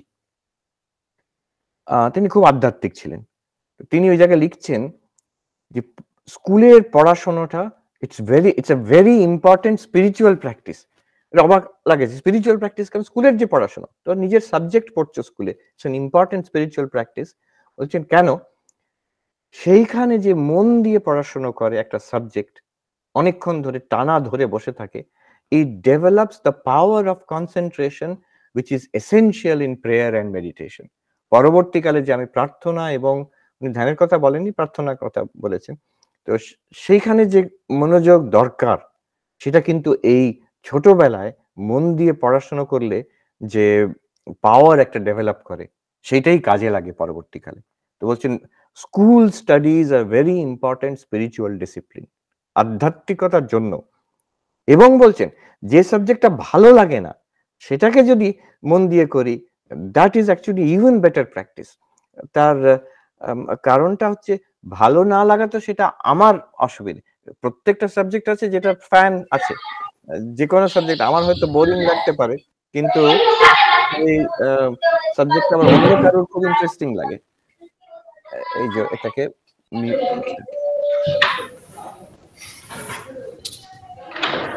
হ্যাঁ। একটু মিউট করবেন সকলে, সকলকে অনুরোধ করছি আপনারা মাইক্রোফোনটা মিউট করবেন। হ্যাঁ, হয়েছে। তো যেকোনো সাবজেক্ট দেখবেন, সেই সাবজেক্টে এমন লোক পেয়ে যাবেন যারা সেই সাবজেক্টটাকে ভালোবাসে। আমরা হয়তো সংস্কৃত ব্যাকরণ ভালো লাগে না, বোরিং লাগে। কিন্তু যে সংস্কৃত পণ্ডিত, তার কাছে ঐরকম সুন্দর সাবজেক্ট ছাড়া আর হয় না। তারা তাতেই মেতে আছে। অতএব সাবজেক্ট ভালো লাগা এটা মনের ব্যাপার। প্রত্যেকটা সাবজেক্টই ভালো। যে সাবজেক্ট আমার পছন্দের নয় সেটাও ভালো। সেটাকে মন দিয়ে করলে কিন্তু কনসেনট্রেশন খুব ভালো, কনসেনট্রেশনের পাওয়ার খুব ডেভেলপ করে। So this is an important thing. আমরা রাজযোগ আমাদের এই কনসেনট্রেশন পাওয়ার ডেভেলপ করার বিষয়ে বলা হয়। এবার শেষে আসি আমি আমাদের যেটা মূল বক্তব্যের কথা, এই হ্যাঁ, যেটি হচ্ছে জ্ঞানযোগ। জ্ঞানযোগ প্রত্যেক বেদান্তের ধারাতেই আছে, কিন্তু অদ্বৈত বেদান্ততে প্রাধান্য হচ্ছে জ্ঞানযোগের। এইটি আমার বিশেষ করে খুব ভালো লাগে। আমার ছোটবেলায়ও খুব ভালো লাগতো শুনতে সেই দিলীপ কুমার রায়ের গলাতে ওই চিদানন্দ রূপ শিবোহম শঙ্করাচার্যের নির্বাণ শতকম। প্রথম কথা এইটা যে আমাদের আসল সত্তা হচ্ছে দিব্য, দ্যাট উই আর ডিভাইন। আমি কে? যে আমি শরীর নই, মন নই, আমি চৈতন্য, আমি দ্রষ্টা চৈতন্য। এই ব্যাপারটাই আমার খুব ভালো লাগতো ছোটবেলায় পড়তে আর শুনতে এই গান থেকে। চিদানন্দ রূপ শিবোহম। আর বেদান্তের আরেকটা দিক আমার খুব ভালো লাগতো, যে একত্বের দিকটা। যে আমরা সবাই মনে হচ্ছে আমরা অনেকে এখানে যেমন বলছে ১৭০-এর উপরে লোক আছে। ঠিকই, এতজন আমরা। কিন্তু বেদান্ত বলছে একটা গভীর স্তরে, সূক্ষ্ম স্তরে গেলে দেখা যাবে আমরা সবাই এক। এটা কোনো rhetoric নয়, এটা কোনো একটা উম আম আ ইউ নো একটা কোনো স্লোগান নয় যে আমরা সবাই এক। অ্যাকচুয়ালি এক। ফিজিক্যালি আমরা এক নই। মানসিক দিক থেকে আমরা এক নই। সবাই বিভিন্ন। আমাদের অনেক রকম পার্সোনালিটি আছে। কিন্তু শরীর মনের পারে চৈতন্য। আমাদের চৈতন্য বলব না, আমরাই চৈতন্য। আর সেই চৈতন্য কিন্তু এক। চৈতন্য কনসিয়াসনেস সেটা এক। আর এই জিনিসটা যেটা বোঝা যায় এবং ধরা যায়, অভিজ্ঞতা করা যায়, অনুভব করা যায়। আর খুব একটা শক্তও নয়। যে এই সব জিনিসগুলো আমি যখন পড়তাম আর শুনতাম আমার খুব ভালো লাগতো। তো অদ্বৈত বেদান্তের একটা বিশেষ আমার কাছে একটা বিশেষ স্থান আছে। অদ্বৈত বেদান্ত বলে যে স্বামী বিবেকানন্দের কথাতে দুটি দিক। The divinity of the human soul and the oneness of all existence. যে আমরা শরীর নই, মন নই, আমরা সেই সচ্চিদানন্দ সাক্ষী স্বরূপ এবং the oneness of all existence. আমরা সবাই এক। এই oneness থেকে অনেক কিছু আসে। যেমন ethics, যে আমি ভালো কেন হব? আমি সত্যবাদী কেন হব? আমি নন ভায়োলেন্ট কেন হব? আমি মানুষের সেবা করব কেন? আমি শুধু আমি আর আমার নিয়ে মেতে থাকতে পারি? যে না, আমি আর আমার মানে এই ছোট শরীর, একটা ব্যক্তিত্ব, এটা নিয়ে মেতে থাকলে হবে কি? আমি একটা অদ্বৈত বেদান্তের দৃষ্টিতে আমি ভ্রমে আছি। আমি একটা I am living in a false construct of my own. আমি এই আলাদা পার্সোনালিটি, এটা তো সত্য নয়। এর এর আরো গভীরে আছে একত্ব। তো if I live in that একত্ব, in that oneness, then I'm living in truth. সেটাই হচ্ছে আমাদের ব্রহ্মস্বরূপ। অদ্বৈত বেদান্ত বলে যে সেই একত্বটা জানা আর অনুভব করা। এর জন্য অনেক মেথড আছে। আম আমাদের অদ্বৈত বেদান্তের মেথড হচ্ছে যে ১ম এ এই উপনিষদ, গীতা, আ বিভিন্ন যে অদ্বৈত বেদান্তের প্রকরণ গ্রন্থ আছে, এগুলোর অধ্যয়ন করা, শোনা, শ্রবণ। এবং শুনে কি বলছে এটা বোঝা গেল। এরপরে আমাদের অনেক সন্দেহ হতে পারে। আচ্ছা, আমি শরীর নই, এটা মানে কি? এই তো শরীর আছে। কিন্তু আমি যে শরীর নয়, তাহলে আমি আর শরীর দুটো কি আলাদা জিনিস? এটা কি করে বুঝতে পারবো? আ তারপরে আমরা সব ভিন্ন, এটা এক কি করে হলো? ব্রহ্ম সত্য, জগৎ মিথ্যা বলা হচ্ছে। জগৎটা মিথ্যা কেন মনে করব আমি? তো এই অনেক রকম প্রশ্ন হতে পারে। এই প্রশ্নের আ যুক্তিসঙ্গতভাবে আলোচনা করা আর জবাব পাওয়া টু আওয়ার স্যাটিসফ্যাকশন, সেটা ২য় স্টেজ। তাকে বলা হয় মনন। এবং এই শ্রবণ মনন করার পরে একটি জ্ঞান উৎপন্ন হয় আমাদের মনে। একটা ধারণা পরিষ্কার হয়। এই ধারণাটাকে নিয়েই ডুবে থাকা কিছুক্ষণের জন্য, এটাই হচ্ছে অদ্বৈত বেদান্তের একটা বিশেষ রকমের ধ্যান আছে। তাকে নিদিধ্যাসন বলে। ধ্যান তো অনেক রকমের হয়। কিন্তু অদ্বৈত বেদান্তের ধ্যানটা হচ্ছে এইটা। যে শ্রবণ এবং মননের পরে যে জ্ঞানটি আমাদের পরিষ্কার হলো, ধারণাটি পরিষ্কার হলো যে আমি চৈতন্য। এই জগৎটা এই চৈতন্যের মধ্যেই উদ্ভাসিত, প্রকাশিত। তো আমরা এক, সারা বিশ্ব ব্রহ্মাণ্ড এক। তো এইটাকে নিয়ে থাকা কিছুক্ষণ। এটাকে নিদিধ্যাসন বলে। এটা করতে, করতে হবে কি? তখন this shift will happen. বাইরের জগতে কিছু পাল্টাবে না। এই যেমন আছে তেমনই। এই শরীরটাও তেমন থাকবে, আমার জীবনটাও বাইরের থেকে একই রকম থাকবে। ভেতরে কিন্তু আমূল পরিবর্তন হয়ে যাবে। যে আমি নিজেকে ভাবতাম আমি এই মানুষটা, সর্বপ্রিয়ানন্দ। ওই অমুক সময় জন্ম হয়েছিল। আর একটা সময় মারা যাব। আর এই হচ্ছে আমি এইটুকু, এই শরীরটা, এর মধ্যে যা চিন্তা ভাবনা আবেগ আসছে, এটাই হচ্ছে আমার সর্বস্ব, আমার যেটুকু স্মৃতি আছে এই হচ্ছে এই পার্সোনালিটিটাই আমি, এবং বাইরের সবটা হচ্ছে আমার থেকে আলাদা একটা জগৎ। এটা পুরোপুরি পাল্টে যাবে। তখন পরিষ্কার বোঝা যাবে এই সমগ্র বিশ্বব্রহ্মাণ্ড, আমি এক চেতন, তার মধ্যে সমগ্র ব্রহ্মাণ্ড প্রতিভাসিত হচ্ছে, এটা আমার থেকে আলাদা কিছু নয়। স্বপ্নতে যেমন একটা জগৎ দেখি আমরা, ঠিক তেমনই স্বপ্নতে তো স্বপ্নের যে মন যে স্বপ্ন দেখছে তার মধ্যে একটা জগৎ কল্পনা করছে স্বপ্নতে, ঠিক সেটা উদাহরণ। ঠিক তেমনই এই এখনই এই আমরা যে চেতন, যার জন্য আমরা দেখতে শুনতে পাচ্ছি, এই চেতন এর মধ্যেই সারা বিশ্ব ব্রহ্মাণ্ড উদ্ভাসিত হচ্ছে। অতএব এই চেতন থেকে আলাদা নয় আমাদের জগৎটা, আর আমি এই দুটো আলাদা নয়। আমি এই জগৎ রূপে নিজেকে দেখছি আমি।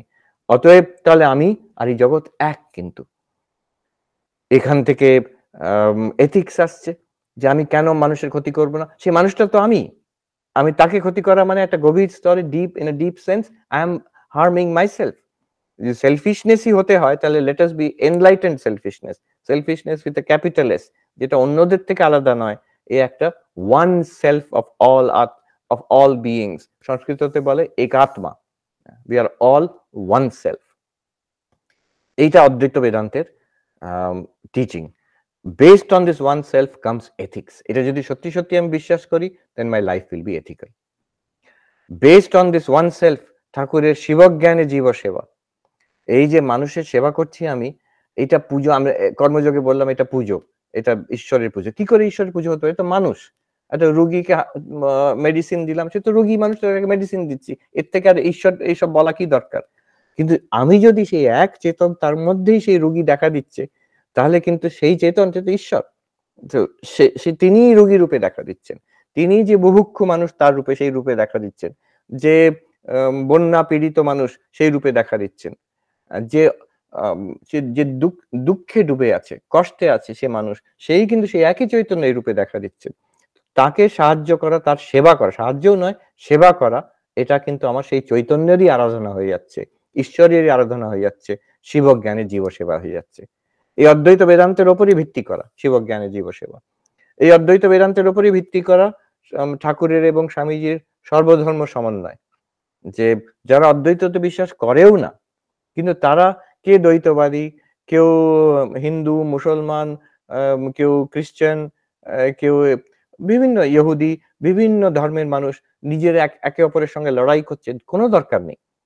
যেহেতু অদ্বৈত বেদান্ত দেখায় এক তত্ত্ব, সেটাই এত রূপে দেখা দিচ্ছে। লড়াই কিসের জন্য? কার সঙ্গে কে লড়াই করবে, কার জন্য? যে আমার দেবতা আর তোমার দেবতা, এই কথাটাই আমূল ভুল। দেবতা তো দুটো হয় না, একটাই হয়। সব ধর্মেরই শিক্ষা সেটা।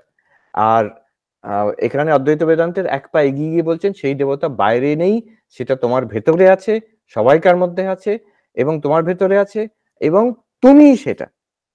তোমার দেবতা তুমি এক জিনিস, your real nature, not as this person, of course. ভগবান আর এই ছোট পার্সোনালিটি কখনো এক হতে পারেন না, কিন্তু এই ছোট পার্সোনালিটি শেষ পর্যন্ত ছোট পার্সোনালিটি নয়, এটা এক অনন্ত অস্তিত্ব, চৈতন্য এবং আনন্দ, সচ্চিদানন্দ। সেইখানে ঈশ্বর আর জীব এক হয়ে যাচ্ছে। এই তো চলতেই পারে, কিন্তু সময় ফুরিয়ে এসেছে। অতএব আমার মনে হয় অনেকের প্রশ্ন উত্তর থাকবে, অনেক প্রশ্ন থাকবে, প্রশ্ন উত্তরে আমরা মনে হয় প্রবেশ করাটা খুব ভালো হবে। প্রশ্ন পরিচালনা কে করবেন? হ্যাঁ মহারাজ, আমরা তাহলে এবার প্রশ্ন উত্তর নেব। রেজ হ্যান্ড অনেকেই করেছেন, আমি এক এক করে যারা রেজ হ্যান্ড করেছেন তাদের এক এক করে বেশ আমি সিরিয়ালি মহারাজ নামটা ডাকছি, তারপরেই আমরা আপনারা নিজেদের এক এক করে যার নাম বলবো তাদের মাইকটা আনমিউট করবেন এবং তারপর আমরা প্রশ্নগুলো নেব। সৌমিতা নায়েক। হ্যাঁ, নমস্কার, প্রণাম মহারাজ। প্রণাম, আমি যে সৌমিতা নায়েক কামারপুকুর থেকে বলছি।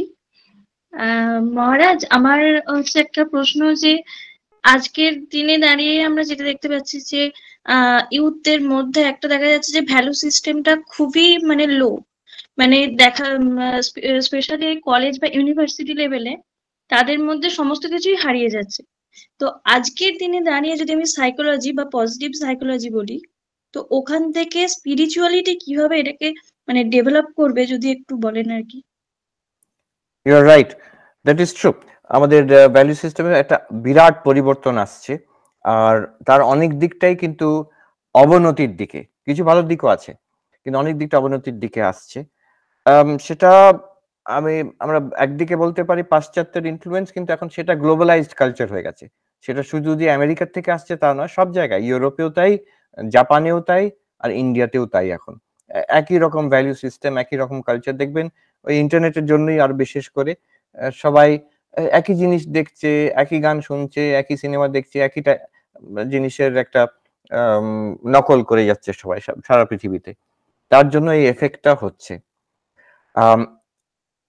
এর জবাবে আমি এটুকুই বলবো, when you want to transfer these ideas to somebody, young people, তো সেখানে you have to show it in such a way that যে ওদের এখনই কি লাভ হবে। সো যে জিনিস যার জন্য আমি প্রথমে আরম্ভ করলাম আমার ছোটবেলাকার অভিজ্ঞতা দিয়ে, যখন মঠে যেতাম এবং বেদান্তের বই পড়তাম, বাড়িতে স্বামীজির বই পড়তাম, আমার ভালো লাগতো, আমার আনন্দ পেতাম। আর এটা একটা জীবনের আদর্শ বলে আমার মনে হতো, যে এইভাবে যদি জীবনযাপন করতে পারি খুব ভালো হবে। তাহলে এই ভাবটা, এটা কিন্তু ইয়াং ছেলের মধ্যে সবসময় আছে। One advantage of youth is idealistic. তারা একটি আদর্শ চায়, হয়তো ওপেনলি খুঁজছে না, এখন মেতে আছে তার সোশ্যাল মিডিয়া নিয়ে, মোবাইল নিয়ে, but there is always a desire for a higher life, a better life. অনেক সময় বয়স্কদের, বৃদ্ধদের আর ক্লান্তির জন্য কোনো উৎসাহ থাকে না। The young people are full of enthusiasm. আমি তো দেখি যে কিছুটা স্যাটিসফাইড হয়ে গেলে, বিশেষ করে আমেরিকাতে, এখানে আমি দেখি প্রায় প্রতিদিনই ভারতীয় যারা ইয়াংস্টার্স, ছেলেমেয়েরা, তারা রীতিমতো ভালো পড়াশোনা করে এখানে একটা সুযোগ পেয়েছে, এখানে কোথাও একটা ইউনিভার্সিটিতে হয় মাস্টার্স করছে, নাহলে পিএইচডি করছে, নাহলে কোনো বড় কোম্পানিতে চাকরি পেয়ে গেছে, অনেক টাকা রোজগার করছে, ইয়াং পার্সন, আনম্যারিড এখনো।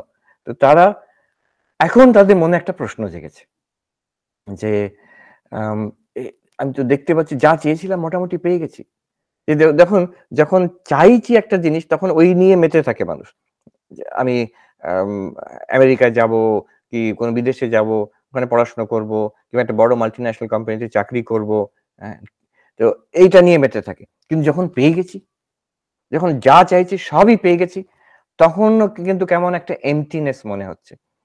এই মানে মেটেরিয়াল জগতে যদি চাহিদা থাকে, তার আমি বলি যে দুটোই পরিণতি, একটু নেগেটিভ কথা, দুটোই পরিণতি। একটা হচ্ছে হয় ফ্রাস্ট্রেশন, এই যে যদি না পাই তাহলে ফ্রাস্ট্রেটেড হয়ে যাব, আর যদি পেয়ে যাই তাহলে হয়ে যাবে ডিসঅ্যাপয়েন্টমেন্ট, অতৃপ্তিকরক।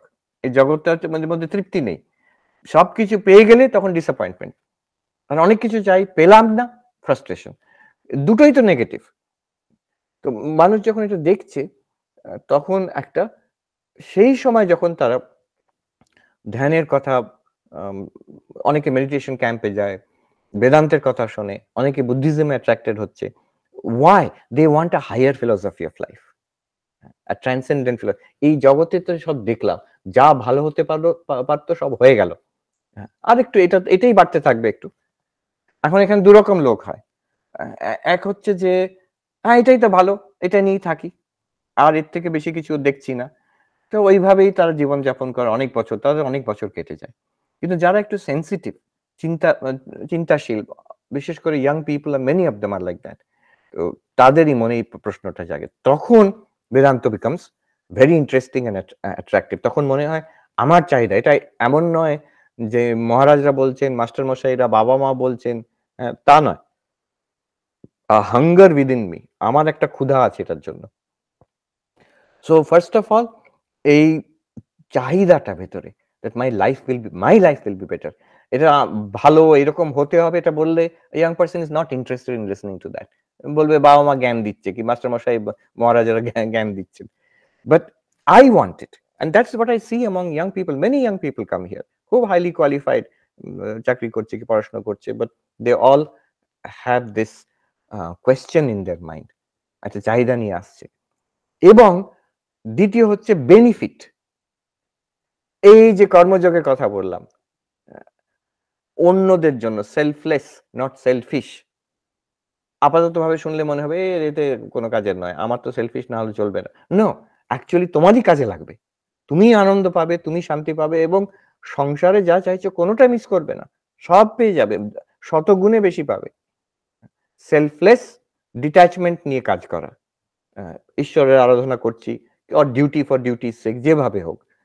আচ্ছা, যেটা রাজযোগের কথা বলা হলো, এই কর্মযোগের মধ্যে ভক্তিযোগের কথাও চলে এলো, যেহেতু ঈশ্বরের আরাধনা করছি আমার কর্ম দিয়ে।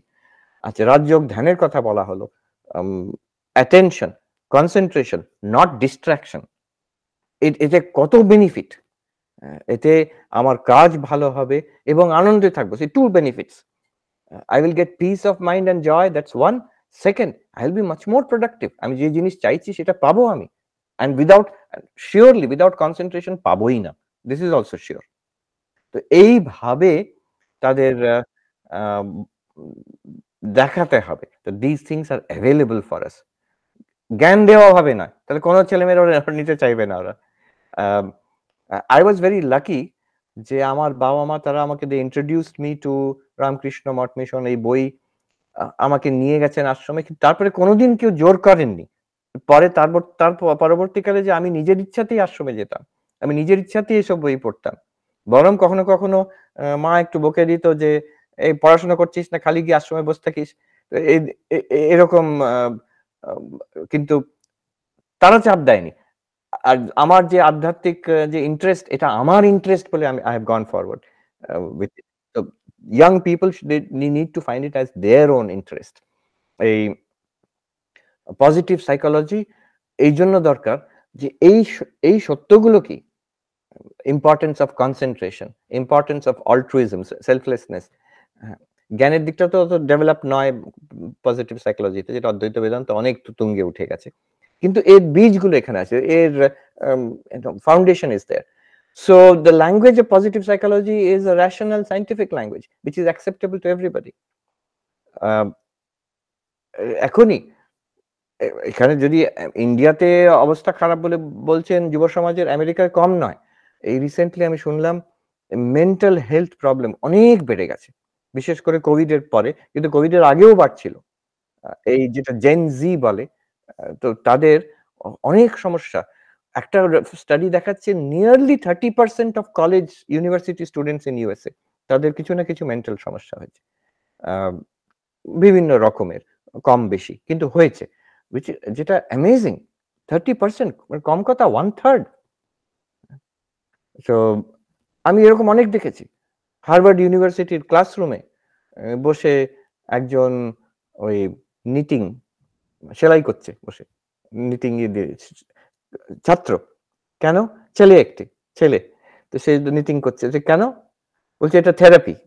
তার এত অ্যাংজাইটি হয় সবকিছুতে, তো একটু যে ওই সেলাই করা, ওটা নিটিং কি বলবো বাংলাতে?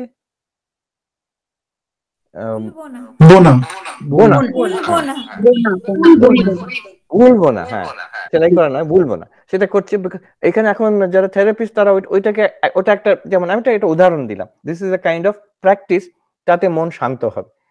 আচ্ছা, এটা আমরা কখনো ছোটবেলায় দেখিনি যে ক্লাসের মধ্যে বসে কেউ ভুল বুনছে বসে, সেটা কিন্তু সে সোয়েটার কি স্কার্ফ করার জন্য করছে না, মনকে শান্ত করার জন্য করছে।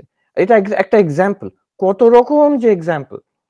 আরেকটি ছেলেকে আমি দেখতাম, সে একদিন সে ছেলে, তারপরের দিন সে মেয়ে হয়ে গেল, তৃতীয় দিন আবার সে ছেলে হয়ে গেল, কোন দিন প্যান্ট শার্ট পরে আসছে, কোন দিন গাউন পরে আসছে। এখন এগুলো, এখন আমি এগুলো কোনোটাই কন্ডেম করছি না, কিন্তু the thing is it shows a kind of deep restlessness in the mind. আমি যে কি চাই জগতে, কোনোটাই আমি ঠিক করে ধরতে পারছি না, এই বিভিন্ন রকম এক্সপেরিমেন্ট করে যাচ্ছি। এই তো ইট শুড বি গিভেন। মূল কথা হলো আপনার প্রশ্নের জবাবে, দ্য টিচিংস অফ, আপনি অদ্বৈতই বলুন, ভক্তির দিকটা বলুন, কর্মযোগের দিকটা বলুন, আর ধ্যানের কথা বিশেষ করে এই জিনিসগুলো this has to be put in a positive language. তোমার আনন্দ হবে, তোমার শান্তি হবে, you will get benefit, you will get benefit, and it has to be put using a modern language. সেখানে যদি কর্মযোগ সে শুনতে না চায়, the benefits of altruism, positive সাইকোলজিতে প্রচুর এর নজির আছে, কাজ হয়েছে। আর নট জাস্ট বলা, to engage, give them options, opportunities. এখানে আমেরিকাতে এটা একটা খুব ভালো দিক সোসাইটির, যে there are many, এখানে আমরা যেটাকে এনজিও বলি ইন্ডিয়াতে, এখানে নন প্রফিট বলে, অনেক রকম এরকম অ্যাক্টিভিটি আছে সোসাইটিতে যে মানুষরা নিজে গিয়ে সেবা দেয়। সেটা যে খুব যার অনেক সময় আছে, ধনী লোক তেমন নয়, যে কেউ সাধারণ মানুষ, গরিব মানুষও, তারা গিয়ে কোথাও না কোথাও সেবা দেয়। কেউ স্যুপ কিচেনে চালাচ্ছে, মানে যারা হোমলেস মানুষ তাদের খাওয়াচ্ছে, কেউ এখানে পাশে পার্ক আছে, পার্কে গিয়ে পরিষ্কার করছে, সপ্তাহে একদিন গেল পার্ক পরিষ্কার, ভলেন্টিয়ার দিয়ে চলছে সব। তো এই যে when you actually do something, সপ্তাহতে কি দিনে কিছুটা সময় বার করে অন্যদের জন্য দিলাম, then you will see the benefit and peace of it. শুধু তাই নয়, যেটা আমার কাজ, অফিসের কাজ, স্কুলের কাজ, সেটাকেও মনে মনে আমি করছি যে এটা ঠাকুর তোমার পুজো করছি, হ্যাঁ, তো এটা মা তোমার পুজো করছি, এইভাবে করছি, so I get the benefit of it. So এই অনেক ধন্যবাদ মহারাজ। আপনার আজকের বক্তৃতাও মানে খুব, মানে আমি মুখিয়েছিলাম যে কবে শুনবো। আমি ইউটিউবে দেখি, কিন্তু কখনো এরকম ভাবে শোনার সুযোগ পাইনি বা কোনো কিছু প্রশ্নও করার সুযোগ পাইনি। বেশ অনেক ভালো অনেক থাকবেন। অনেক ধন্যবাদ এই আশ্রমকে। নেক্সট, হ্যাঁ, এবারে আমরা নীলাঞ্জনা মুখার্জি। মহারাজ আমার প্রণাম নেবেন। আমি নীলাঞ্জনা, আমি রাজারহাট কলকাতা থেকে বলছি। আমি রেগুলার আপনাকে ইউটিউবে ফলো করি মহারাজ, খুবই ভালো লাগে আপনার বক্তৃতা শুনতে। আমার প্রশ্নটা একটু বোকা বোকা হলেও মহারাজ আমার জিজ্ঞেস করার ইচ্ছা রয়েছে। মহারাজ, আমরা বেদান্ত পড়ি বা দৃগ্দৃশ্য বিবেক পড়ি বা উপনিষদ পড়ি, আমার একটি আইডেন্টিটি আছে, আমি নীলাঞ্জনা।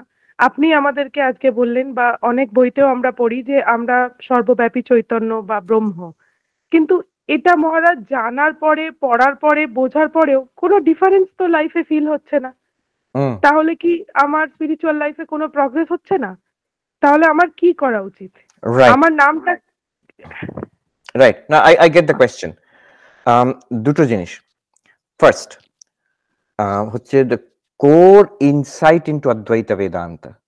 ফার্স্ট যে ইনসাইট ইনটু অদ্বৈত বেদান্ত, সেটা কি করে হবে? Second, surrounding practices. তো প্রথমে কোর ইনসাইট ইনটু অদ্বৈত বেদান্ত।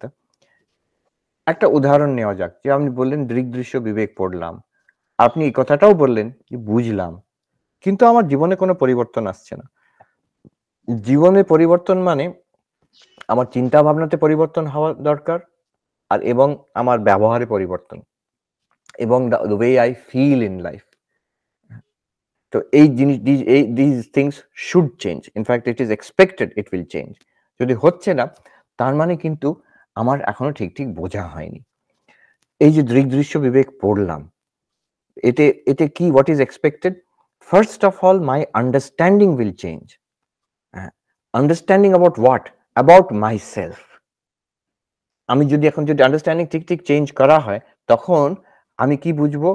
যে আমি আগে নিজেকে এই মানুষটি নীলাঞ্জনা বলে মনে করতাম, এই শরীরটা, এই মন, এই পার্সোনালিটি, এই তার ইতিহাস, that's it, nothing more than this. এবার হচ্ছে কি, আমি দৃগ্দৃশ্য বিবেক এই অ্যানালিসিসটা করার পরে I am beginning to understand that I am consciousness or awareness, আর Nilanjana personality is imposed on this awareness. এই অ্যাওয়ারনেস প্লাস এই মন, এই মেমোরিজ, এই পার্সোনালিটি আর এই শরীর, এটাকে নিয়ে, সবটাকে নিয়ে আমি নীলাঞ্জনা বলছি। But I step back from the Nilanjana personality into the witness consciousness. আমি যে চেতন, যে অ্যাওয়ারনেস, এটাই আসলে আমি। দৃগ্দৃশ্য বিবেকের যেটা প্রথম শ্লোক, যে রূপম দৃশ্যম লোচনম দৃক, ওটা করে কি, বাইরের জগৎ থেকে it takes our attention to the eyes, from the eyes to the mind, from the mind to the witness consciousness. আগে আমি বলতাম হ্যাঁ চৈতন্য আছে, কিন্তু আমি হচ্ছি এই শরীরটা, এই মনটা এবং চৈতন্য সব মিশিয়ে একটা খিচুড়ি। কিন্তু এখন আমি বলছি আমি চৈতন্য, আমি চেতন, আমি কনসিয়াসনেস, আই এম অ্যাওয়ারনেস, আমি দ্রষ্টা, and I am functioning through this mind and body. এবার তাতে কি লাভ হবে? ওই লাভটাকেও কিন্তু চুপচাপ বসে একটু ভাবতে হবে কি লাভ হলো এটাতে। এতে লাভ এই হলো, আমি যদি শুধু এই শরীর মনটা হই, এই শরীরে একটা ছুঁচ ফুটলো আমার কষ্ট, এই শরীরে একটু রোগ হলো আমার ভয়, আমার কষ্ট, আমার জ্বালাতন। এবার যদি আমি এইটা দ্রষ্টা হই, এই শরীরই আছে, ওই ছুঁচ ফুটলো কিংবা রোগ হলো, ওই কষ্টটাই হচ্ছে, সবটাকে আমি দেখছি, but now my reaction will be, ও ছুঁচ তো আমাতে, আমি তো চেতন, আমাকে তো আর ছুঁচ ফোটায়নি, ছুঁচ ফুটিয়েছে শরীরে, সেটা দ্রষ্টা আমি। কষ্টটাও বোধ হলো, বোধটা আমি চৈতন্য আমার মধ্যে প্রতিভাসিত হলো। হ্যাঁ, তো অতএব একটা হয় কি, একটা gap, one gap opens up between you and the rest of the body mind complex. You are consciousness আর বডি মাইন্ড কমপ্লেক্সের মধ্যে একটা গ্যাপ, এটা সাইকোলজিক্যাল লেভেলে। অতএব যে ধাক্কাগুলো বাইরের থেকে আসছে সেগুলোকে সামলানোর একটা ক্ষমতা ডেভেলপ করা উচিত। যে বলছি যে আমার জীবনে পরিবর্তন হয়নি, কিন্তু পরিবর্তন হওয়া উচিত। কেন? আগে একজনকে একটা কটু কথা বলে দিল, আমার সঙ্গে সঙ্গে মনে খুব খারাপ লেগে গেল, রিয়াকশনও হলো, হয়তো আমিও কিছু বললাম কিংবা আমি চেপে গেলাম, কিন্তু ভেতরের মধ্যে কষ্ট চলছে। এখন কি হওয়া উচিত? আমি চৈতন্য, সে ওই কথাটা বলল, সেটা কান দিয়ে মনের মধ্যে ঢুকলো, মনের মধ্যে একটা প্রতিক্রিয়া হলো, সবটা আমি দৃশ্যরূপে দেখছি, আমি দ্রষ্টা এটার। সে বলেছে কাকে? সে বলেছে এই পার্সোনালিটি, নীলাঞ্জনা পার্সোনালিটিকে সে হয়তো একটা খারাপ কথা বলেছে, কটু কথা বলেছে। আমি তো এই নীলাঞ্জনা পার্সোনালিটি নই, I am quite clear about it. শুধু তাই নয়, ও আর আমি কিন্তু এক। তার মনের গোলমালের জন্য সে ওইরকম, সেইখানে সেই চৈতন্যটা ওই মনের মাধ্যম দিয়ে সে একটা খারাপ কাজ করলো কি কথা বললো, but I am one with that. আমার গভীরে তার বিরুদ্ধে কোনো রাগ কি হিংসা কিংবা কোনো একটা ভায়োলেন্ট রিয়াকশন হবে না। তাকে শুধরাতে পারি আমি, যদি আমার সুযোগ হয় তাকে বকতে পারি কিংবা তাকে, আমার মনে শান্তিটা থাকবে। গীতাতে আছে যস্মান নো দ্বিজতে লোকান ন দ্বিজতে চয়া। যে জগতের দ্বারা ডিস্টার্ব হয় না, যার থেকে জগৎ ডিস্টার্ব হয় না। ঠিক ঠিক যে বেদান্তি, ঠিক ঠিক ভক্ত, ঠিক ঠিক জ্ঞানীর লক্ষণ এটা। এটা দ্বাদশ অধ্যায়তে গীতাতে কৃষ্ণ বলছেন অর্জুনকে, don't allow yourself to be disturbed by the world and be careful not to disturb the world. আমরা প্রথমে জেনে শুনে জগৎকে, আমার জন্য যাতে কেউ উদ্বিগ্ন না হয়, আমার জন্য যদি কেউ রেগে না যায়, কেউ তার কারোর মনে কষ্ট না হয়, সেটাও সাবধানে, সেটা ডেলিবারেটলি আমি কাউকে কষ্ট দেবো না। আরো গভীরে হচ্ছে, আমি ডেলিবারেটলি কাউকে কষ্ট দিচ্ছি না, কিন্তু আমার অসাবধান হওয়ার জন্য হয়তো মানুষ কষ্ট পাচ্ছে, সেটা আরো উইথ মাইন্ডফুলনেস দেখবো আমার কোন ব্যবহারে, কথাবার্তাতে অন্যরা হয়তো কষ্ট পেতে পারে, আরো সেন্সিটিভ হবো এটা ব্যাপারে। সেখানে ব্যাপারটা হচ্ছে যে আবার কাজ হতে পারে, হ্যাঁ, সেখানে অন্যদের, আমার কাজের জন্য অন্যরা উদ্বিগ্ন হতে পারে। আপনি যদি পুলিশ হন তাহলে চোর উদ্বিগ্ন হবেই। আমি তো এমন করবো না যে আমি এমন ব্যবহার করবো না যাতে চোর উদ্বিগ্ন হয়ে যায়, না, তাদের উদ্বিগ্ন করাটাই আমার কাজ হচ্ছে। অতএব ইউ হ্যাভ টু বি, একটা কমন সেন্স দরকার। উল্টোটা হচ্ছে যে জগৎ যাই করুক, মানুষ যাই করুক, আমি আমার মনের উপরে লক্ষ্য রাখবো যাতে সেটা উদ্বিগ্ন না হয়। To maintain it, it's a difficult task, and it is possible only when you are not this Niranjana body mind. You are the witness consciousness. তখনই সম্ভব হবে যে আমি এই পার্সোনালিটির মাধ্যম দিয়ে তো কাজ করছি, এইটাকে শান্ত রাখা। আমি যদি এইটাই হই, তাহলে এইটার উপর যত ঘাত প্রতিঘাত আসবে আমার কিন্তু রিয়াকশন হবে, there is no doubt about it. It's very difficult to control. তখন মনের জোরে একবার কন্ট্রোল করলে দুবার আমার মেজাজ খারাপ হয়ে যাবে। কিন্তু যদি আমি দ্রষ্টা বলে নিজেকে ভাবি, শুধু ভাবি নয়, বুঝেছি, এটা বোঝা দরকার, নোটিস করা দরকার। Just as this body is noticeable, চোখ বন্ধ করলে, ভেতরে ইন্ট্রোস্পেক্ট করলে মন, আমার ইমোশনস, দে আর নোটিসেবল, খুব পরিষ্কার বুঝতে পারছি। অতএব যেটা বুঝছে এই মনকে এবং শরীরকে, সেটা তো নিশ্চয়ই আছে, সেই চৈতন্য কিন্তু শরীরও নয়, মনও নয়।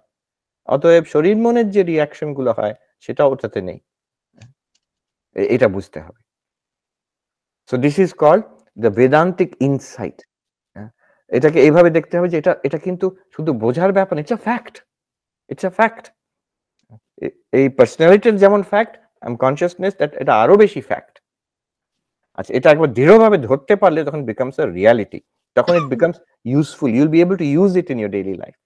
এর সঙ্গে যে আনুষঙ্গিক সেকেন্ডারি প্র্যাকটিস বললাম, রেগুলার প্র্যাকটিস অফ মেডিটেশন, অশান্ত মনকে শান্ত করা।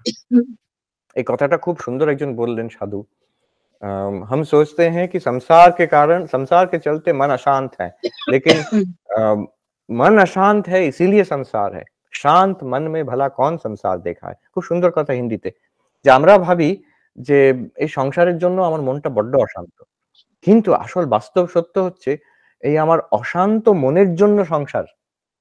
তার প্রুফ দিচ্ছেন তিনি। প্রুফটা হচ্ছে শান্ত মন মে ভলা সংসার কন দেখা হয়। শান্ত মনে, ধ্যানস্থ মনে সংসার কন দেখা, মানে সংসার আছে, সবাই আছে, সব কাজই আছে, কিন্তু সেটা আগে যেমন উদ্বিগ্ন করছিল সেটা করবে না। আমার মন কিন্তু প্রশান্ত আছে। তখন এই জগৎ আর জগতের মানুষ, কাজকর্ম, এটা আমার উপরে ওরকম দাগ ফেলতে পারবে না, চাপ সৃষ্টি করতে পারবে না। তাহলে শান্ত মনে সংসার নেই। Regular meditation. দ্বিতীয় হচ্ছে রেগুলার একটু ভক্তি ভাব, যেখানে আপনার ভক্তি আছে, সেটা কৃষ্ণ হতে পারে, রামকৃষ্ণ হতে পারে, মা কালীতে হতে পারে, যেখানে আপনার ভক্তি ভাব আছে, একটা সারেন্ডার, যে প্রভু, কে আমার মা, তুমি এইরকম জগৎ সৃষ্টি করেছো, আমাকে এখানে রেখেছো, আমি খুব খুশি, তোমাকে নিয়ে আমি খুশি এই এই এই জীবনে। হ্যাঁ, তো এই যে ভক্তির ভাব, এই সমর্পণের ভাব, এইটা ভক্তির থেকে আসে। This will also help you. এবং কর্মযোগ, যে তৃতীয়টা, সেলফলেসনেস, আমি আর আমার নিয়ে আমি বেশি মেতে থাকবো না। ও ঠিক আছে, এতদিন কেটে গেছে, বাকি দিনগুলো কেটে যাবে, ইটস নট ইম্পর্টেন্ট। আমি অন্যদের জন্য ভাববো, তাদের মঙ্গল কামনা করব, তাদের সেবা করব, তাতেই আমার আনন্দ।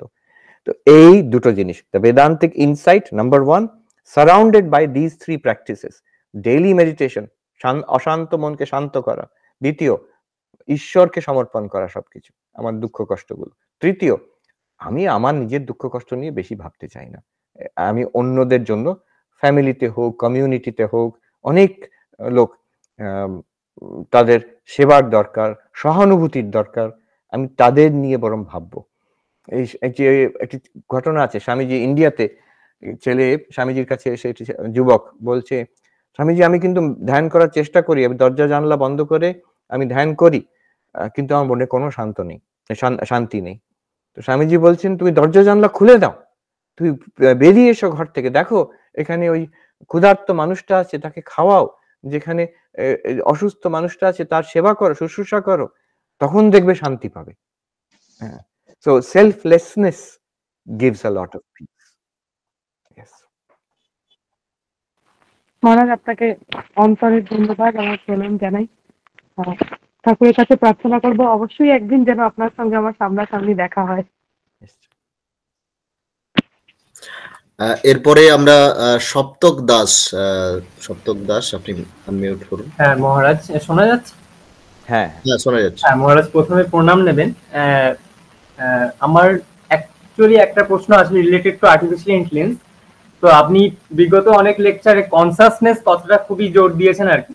তো আমার প্রশ্নটা হলো, what is consciousness in neuroscience and অদ্বৈত Vedanta? So how they are similar or different? And secondly, it is related to this. So what is different between mind and intellect? আমরা অ্যাকচুয়ালি আর্টিফিশিয়াল ইন্টেলিজেন্স নিয়ে কাজ করি। So what is difference between mind and intellect? দুটো প্রশ্ন, খুব ভালো প্রশ্ন। আমি প্রথমে দ্বিতীয়টা আনসার দিচ্ছি, বেদান্তের দিক থেকে কি সাংখ্যের দিক থেকে। What is the difference between mind and intellect? Difference কিছু নেই, মনেরই একটা ফাংশন। বেদান্ততে এইভাবে দেখা হয় যে আমাদের যেটাকে মন বলি, একটা সাধারণ টার্ম মন, এটাকে আরো অ্যানালাইজ করা হয়, এটাকে বলা হয় অন্তঃকরণ। অন্তঃকরণ মানে ইনার ইনস্ট্রুমেন্ট, ইনার ইনস্ট্রুমেন্ট। তাহলে ইনার ইনস্ট্রুমেন্ট তাহলে কি একটা বহিঃকরণ আছে, এক্সটার্নাল ইনস্ট্রুমেন্ট আছে? আছে বই কি। যেমন আমাদের ইন্দ্রিয়গুলো, চোখ, কান, নাক, আমাদের যে ত্বক, স্কিন, যেটা অর্গান অফ টেস্ট, জিহ্বা, এইগুলো হচ্ছে এক্সটার্নাল ইনস্ট্রুমেন্ট। কেন? এইগুলো দিয়ে আমরা বাইরের জগৎকে কন্ট্যাক্ট করি। জগতের রূপ আছে, চোখ দিয়ে রূপটার সঙ্গে কন্ট্যাক্ট হচ্ছে। বাইরের শব্দ আছে, মানে শব্দ আসছে আর কি, যে সাউন্ড ওয়েভস গুলো, সেগুলো কান দিয়ে আমার কন্ট্যাক্ট হচ্ছে। খাবার যে ফ্লেভারটা আছে সেটা টাং দিয়ে কন্ট্যাক্ট হচ্ছে। These are instruments, external instruments, মানে দে আর কন্ট্যাক্টিং দ্য এক্সটার্নাল ওয়ার্ল্ড। কিন্তু একটা ইনার ইনস্ট্রুমেন্ট আছে যেটাকে আমরা একটা প্রসেসরের মতন ভাবতে পারি, যেটা আমাদের যাকে বলা হয় অন্তঃকরণ। এই অন্তঃকরণে মূলত একটা অ্যানালিসিসে 4টে ক্যাপাসিটি আছে, কিন্তু 4টে ফাংশন আছে। মন, বুদ্ধি, চিত্ত, অহংকার, প্রত্যেকটা ডেফিনেশন আছে। মন হচ্ছে ইটস লাইক এ প্রসেসর, সংকল্প বিকল্প আত্মকম, এটাও হতে পারে ওটাও হতে পারে। যে বাইরের থেকে ইনস্ট্রুমেন্ট, বাইরের থেকে ইনফরমেশন যখন এলো 5টে জ্ঞানেন্দ্রিয় দিয়ে, তখন মন এটাকে প্রসেস করে। কিংবা ভেতর থেকে একটা কোনো স্মৃতি জেগে উঠলো, মন ওটাকে প্রসেসিং করে, ওইটা নিয়ে ভাবে, তার মধ্যে আবেগও আসে, ইমোশনও ঢুকে আসে। আচ্ছা, এবার ভাবার পরে একটা নতিজায় এলো, একটা একটা কনক্লুশন, একটা আন্ডারস্ট্যান্ডিং, সেটাকে ইন্টেলেক্ট বলা হয়। ইন্টেলেক্টের ডেফিনেশন হচ্ছে নিশ্চয়াত্মিকা অন্তঃকরণ বৃত্তি বুদ্ধি, যেটা একটা নিশ্চয়তে দাঁড়ালো। ও যেমন একটা এক্সাম্পল দিই, যখন একটা mathematical problem you are working on it, চেষ্টা করছি বোঝার জন্য, ক্র্যাক করার জন্য, বুঝতে চেষ্টা করছি কিন্তু হচ্ছে না, তখন মন, ওটাকে মন বলছি, একই জিনিস, ওটার ফাংশন হচ্ছে মন। যখন বুঝে গেলাম, আহা মোমেন্ট, ইউরেকা মোমেন্ট এলো, তো সেটাকে আমি বলছি বুদ্ধি, মানে বেদান্ততে বলা হয় বুদ্ধি, নিশ্চয়াত্মিকা বুদ্ধি। জ্ঞান যখন উৎপন্ন হলো সেটাকে বুদ্ধি বলা হয়। আচ্ছা, এবার তার পেছনে আছে মেমোরি, সেটাকে বলা হয় চিত্ত। মেমোরি হচ্ছে store house of past impressions, যা জেনেছি, বুঝেছি, পড়েছি, যতটুকু মনে আছে সব ওখানে স্টোরড আছে, সেখান থেকে রিট্রিভ করে I compare with my present experiences, সেটাকে বলা হয় চিত্ত, মেমোরি। এই সবটাকে কোঅর্ডিনেট করছে, there is one function called ego, অহংকার। ইগো, অহংকারটা কি? অভিমান আত্মিকা অন্তঃকরণ বৃত্তি, কোঅর্ডিনেটিং ফাংশন। এই যে ভাবছি, সেখানে বলবো আমি ভাবছি, বুঝলাম কি বুঝলাম না, আমি বুঝলাম, মনে করতে পারছি কি মনে করতে পারছি না, মেমোরি, আমি মনে করতে পারছি, আমার মনে পড়ে। এই যে আমারটা সবগুলোর সঙ্গে জুড়ে যাচ্ছে, ফাংশন গুলো বিভিন্ন দিক দিয়ে হচ্ছে। এবার শরীর দিয়ে, এই বসে আছে, আমি বসে আছি, হাঁটছি, আমি হাঁটছি। অহংকার কিন্তু নিজের থেকে কিছুই করে না, অহংকার হাঁটেও না, ভাবেও না, মনেও করে না, বুঝতেও পারে না, কিছু নয়। অহংকার শুধু সবটাকে অ্যাপ্রোপ্রিয়েট করে না, যে আমি, অভিমান আত্মিকা, মানে আমি সবটাকে আমির সঙ্গে জুড়ে দিয়ে ইন্টিগ্রেটস দ্য হোল পার্সোনালিটি। এবার এর মধ্যে একটা ফাংশন হচ্ছে বুদ্ধি, যেটাকে আমরা ইন্টেলেক্ট বলছি, ইন্টেলিজেন্স বলছি।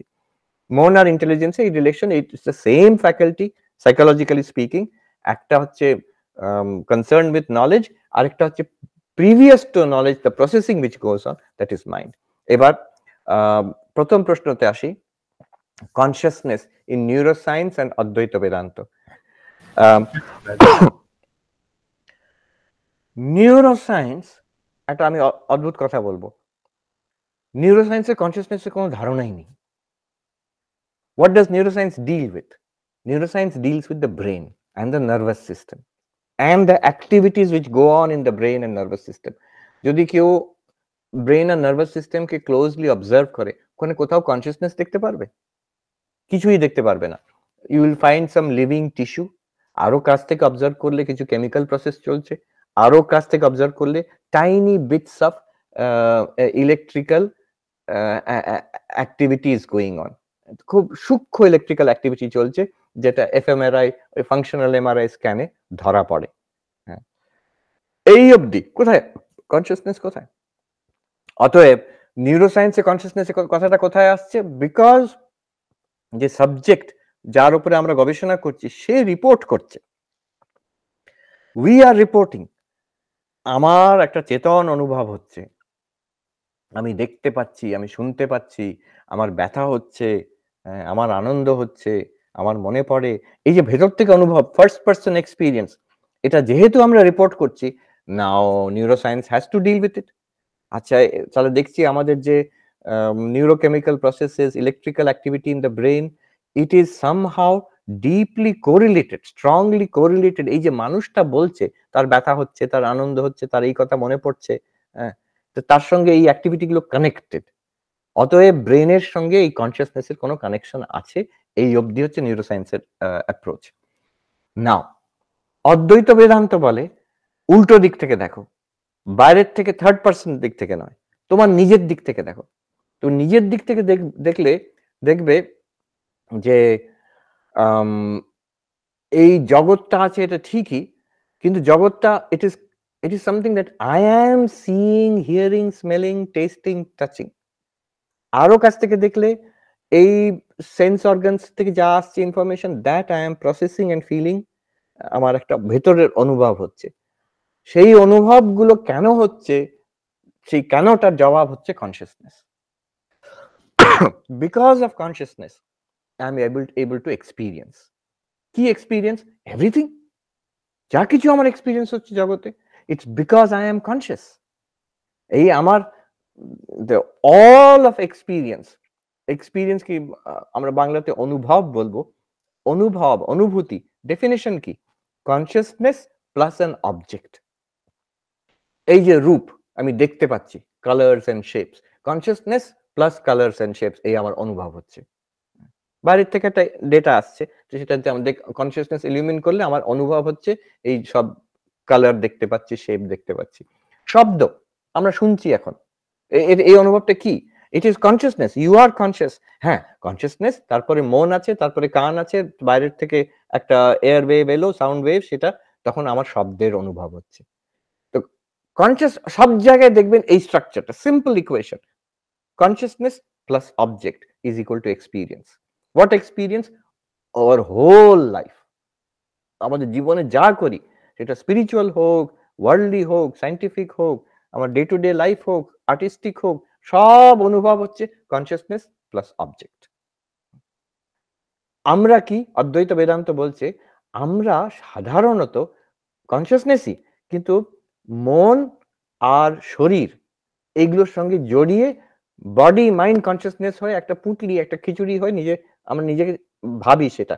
বেদান্ত কি করে, সেখানে এসে বিচার করে, অ্যানালিসিস করে দেখায় যে আপনি এই খিচুড়িটা নন, আপনি এই মিক্সচারটা নন।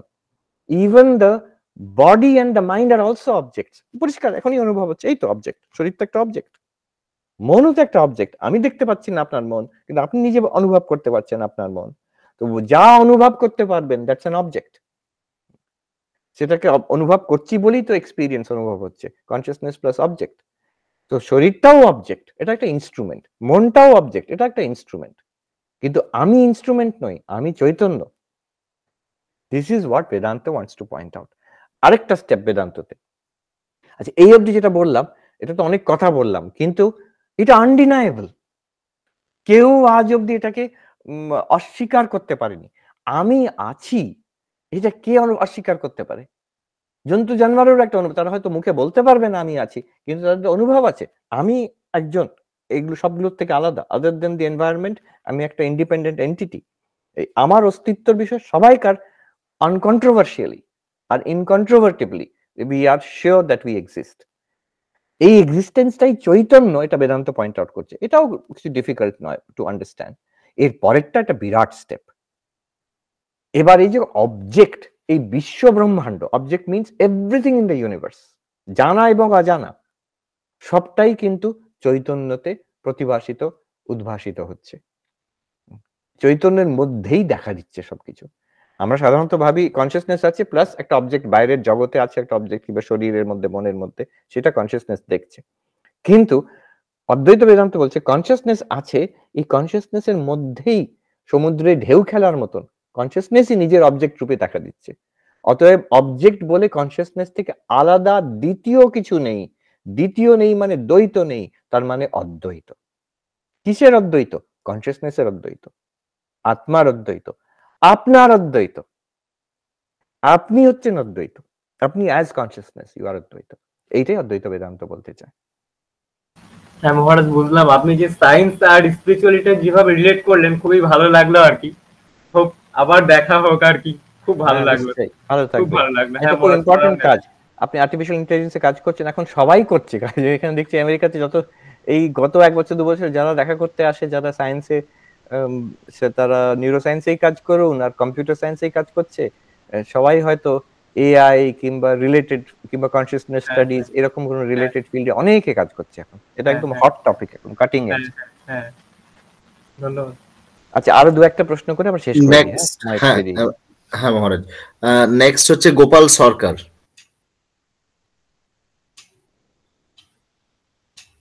উনি যদি, হ্যাঁ নমস্কার, আমার কথা শোনা যাচ্ছে? হ্যাঁ, শুনতে পাচ্ছি। হ্যাঁ হ্যাঁ মহারাজ, আমার একটা প্রশ্ন হচ্ছে যে আপনি যে বললেন ওয়ার্ক উইথ ডিটাচমেন্ট, তো এই ডিটাচমেন্ট নিয়ে যে কোনো কাজ করতে গেলে দেখা যাচ্ছে যে যে ধরনের মানে আউটকাম গুলো আসছে, ধরুন অর্থ আসছে, প্রতিপত্তি, যশ আসছে, তার সাথে আবার অ্যাটাচমেন্ট হয়ে যাচ্ছে। আবার এই অ্যাটাচমেন্টটা কাজের থেকে যে ডিটাচমেন্টটা সেটার মধ্যে ব্যাঘাত করছে। তো সেই সম্বন্ধে একটু শুনতে চাচ্ছি। আর হচ্ছে মহারাজ, আপনি আরেকটা কথা বললেন যে আমরা এখানে কিছুটা স্পিরিচুয়ালি কানেক্টের জন্য আজকে এইখানে আছি। তো আজকের এই আলোচনার পরে এবং এমনিতেও আমাদের থেকে মানে আমাদের জন্য আপনার কি মেসেজ, যে আমরা সমাজে কি ধরনের বা কি বেদান্ত বা আজকের এই টপিকটা নিয়ে কি ধরনের কথা বলবো, বা বিশেষ করে যুব সম্প্রদায়ের সাথে কিভাবে ইন্টারাক্ট করবো, একটু যদি আলোকপাত করেন। হ্যাঁ হ্যাঁ, আমি দ্বিতীয়টার থেকে আরম্ভ করছি। আমি এক কথায় বলতে গেলে বলবো রিড বিবেকানন্দ। আমরা নিজে আগে জানতে হবে। যেমন ওই অথর জেডি স্যালিঞ্জার বললেন যে আমেরিকান ইউথ ওদের উচিত এই কর্মযোগ, রাজযোগ পকেটে নিয়ে ঘোরা। তো কর্মযোগটা তো পকেটে নিয়ে ঘোরা খুব সোজা, ওই ছোট্ট বই, সেটা পড়া দরকার। যেমন আর কি সুন্দর সুন্দর কাজ হয়। আমার সামনে একটি ডায়েরি আছে, একজন তৈরি করেছেন, শ্রীনিবাস ভেঙ্কটরাম, বম্বে থেকে। তিনি করেছেন কি, ডায়েরিতে এই সব জায়গায় কর্ম নিয়ে একটা একটা আমাদের যে কাজ নিয়ে এক একটা করে কোটেশন স্বামী বিবেকানন্দ থেকে দিয়েছেন। আর পুরো ডায়েরিটার নাম হচ্ছে ইভলভ থ্রু ওয়ার্ক। তোমার নিজের কাজটাই সাধনা হয়ে যাবে। যেমন একটা একটা করে কথা বলি, কি মানে অদ্ভুত কথা, চুপ করে বসে ভাবার দরকার আর এবং কাজে লাগানোর দরকার। যেমন উনি বলছেন, স্বামীজির কথা বলছেন, our duty to others means helping others, doing good to the world. এই যে আমরা ভাবি না সারাক্ষণ এইসব তো ভালো কথা, কিন্তু আমার তো অনেক ডিউটি আছে জগতে, অনেক দায়িত্ব আছে। স্বামীজি বলছেন তোমার কোনো দায়িত্ব নেই। বমশেল, একটা যেন বোমা মারার মতন বলছেন, তোমার কোনো দায়িত্ব নেই, সব দায়িত্ব ঈশ্বরের দায়িত্ব। এবার তোমার দায়িত্ব হচ্ছে our duty is to help others. আচ্ছা, doing good to the world, সেটা হতে পারে আমি আরম্ভ করতে পারি ফ্যামিলি দিয়ে, আমি আরম্ভ করতে পারি আমার আশেপাশে লোক দিয়ে, বাট আমাকে এটা ক্লিয়ারলি ধরতে হবে that I am here to do good to others, তাদের জন্য, আমার জন্য নয়। আমরা এগুলো যদি বিচার না করি, শেষ পর্যন্ত কোথাও একটা স্বার্থপরতা চলে আসে চট করে। সো এই দেখুন, একটা সুন্দর জিনিস, স্বামীজির বই পড়ে ঘেঁটে কিভাবে শুধু কর্মের দিকগুলো এখান থেকে বার করে করে নিয়ে এসছেন। যেমন আমরা ভাবি আচ্ছা এক্ষুনি কি করবো, স্বামীজির কি প্র্যাকটিক্যাল কথা, এক্ষুনি কি করবে, এই যে নেক্সট দায়িত্ব তোমার সামনে যেটা আছে, এই পরে একটা কিছু, সবাই একটা কিছু না কিছু করবে একটা, তো এইটাকে তুমি সাধনা করে দাও।